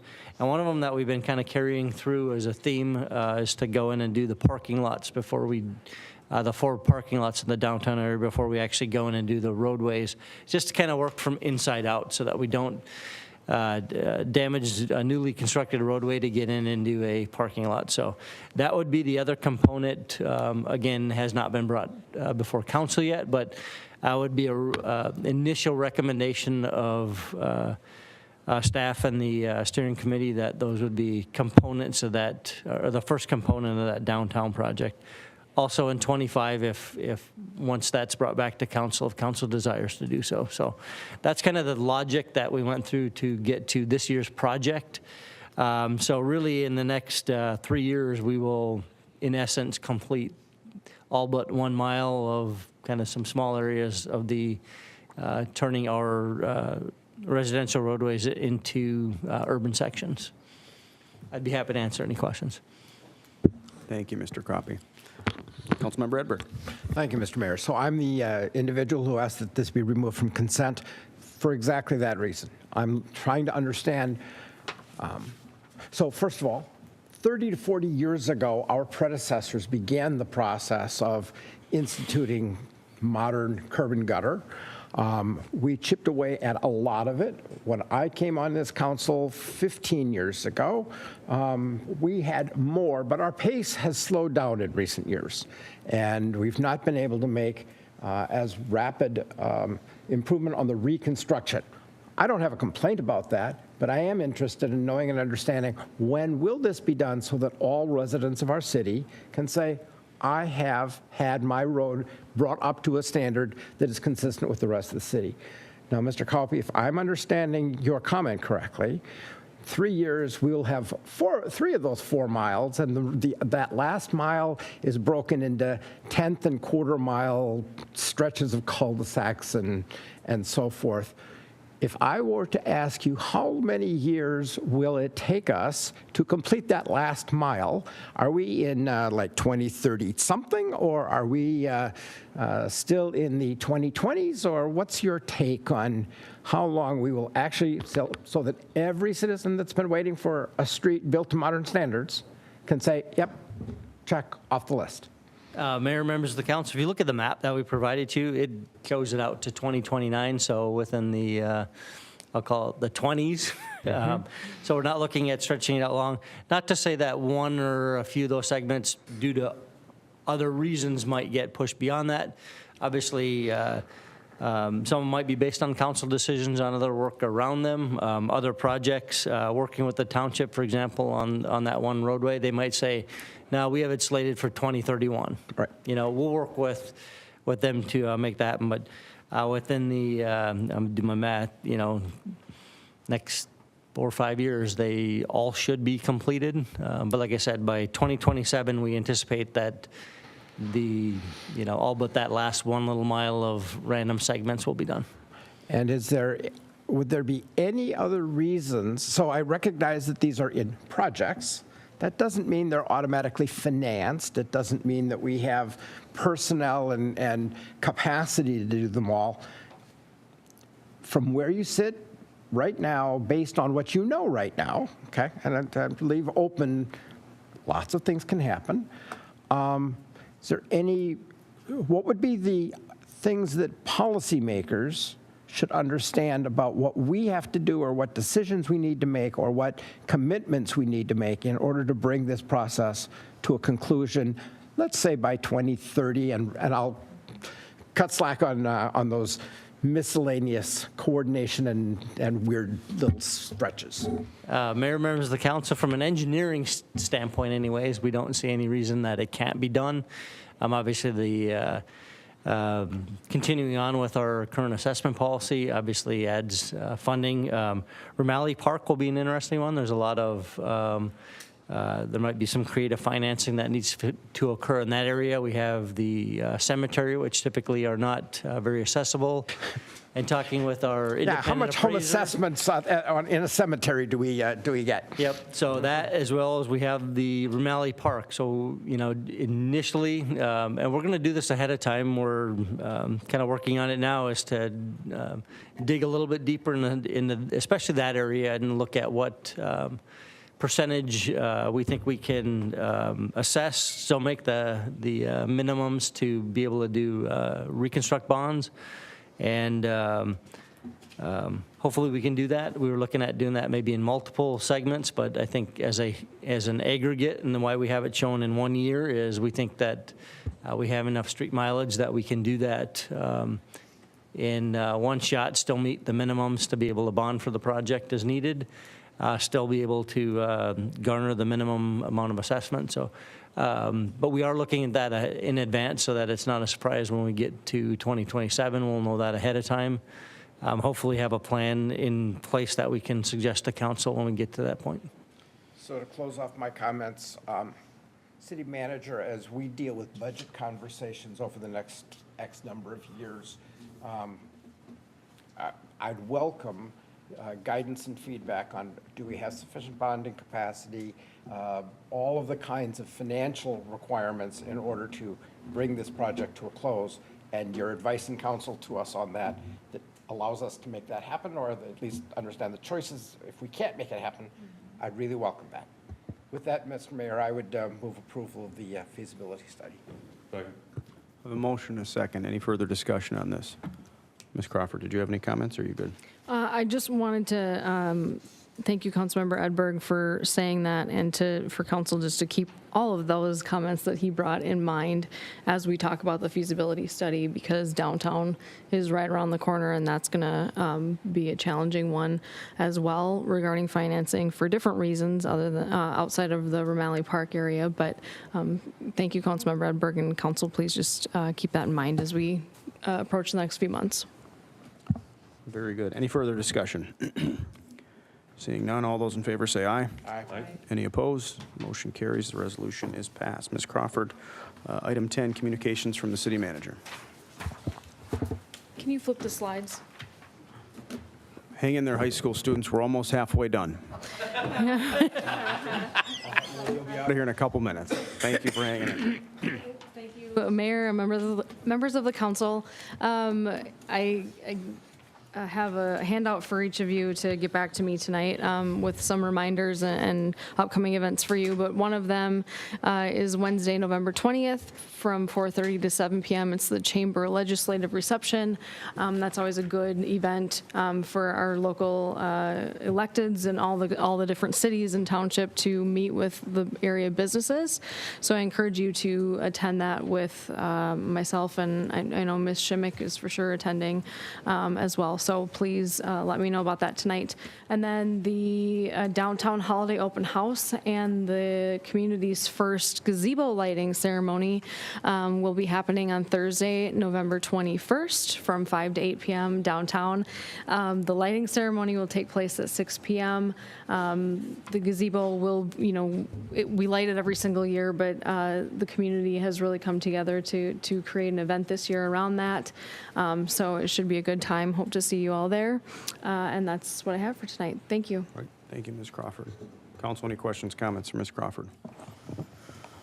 Seeing none. All right, Council, I promise I'll be brief. High school students, thank you for being here. You stuck with us for almost 2.5 hours. You kind of got lucky. There's a lot of communities that regularly go past 10:30, 11 o'clock. So this was a longer one for us. You got to see some good education on some of the essential services that the city provides. Mr. Coppy talked about water and sewer and a lot of those behind the scenes things that Councilmember Edberg said we oftentimes take for granted. So I hope you take that with you, that at the local level, there's all those essential services, like I said, that we take for granted, that we forget about, that are critical for our everyday lives, our basic necessities, and that mostly happens at the city level. You also got to see us banter a little bit back and forth on pot. That's been a hot topic the last couple of years as we're all grappling through this, and this is what local government does. We get to make these decisions as best we can on a local level and decide what's best for the city of White Bear Lake. And I think our council is among the best in demonstrating how you can agree to disagree and work back and forth without devolving into an argument session. We work through the issues, we vote on things, and we move on. So 21 years ago, I sat where you were for this assignment when I had Mr. Malum for American Government. Yep, there's the faces, yeah. And 21 years from now, maybe you'll run for mayor and be sitting in this chair. But if you don't want to go that far, I encourage you, as you get older, to participate in local government, whether it's volunteering on a commission, maybe running for city council, or maybe you could even work for the city someday in our various departments. I believe greatly in local government. It's important, so I hope you do. I hope you do participate as you get older. Thank you again for coming, and as soon as we adjourn, you can come up here and anyone on the dais here can sign your papers. With that, I will entertain a motion to adjourn. So moved. Do I have a second? All those in favor say aye. Aye. We're adjourned.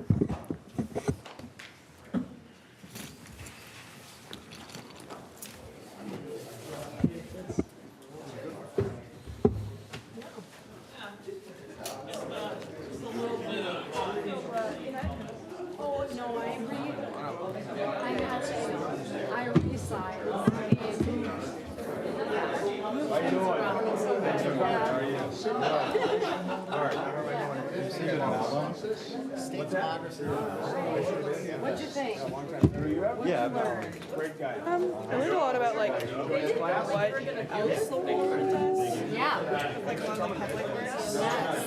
Oh, Thanks for coming. you took a lot of notes. Hi. You wrote plenty, that's good. You're paying attention.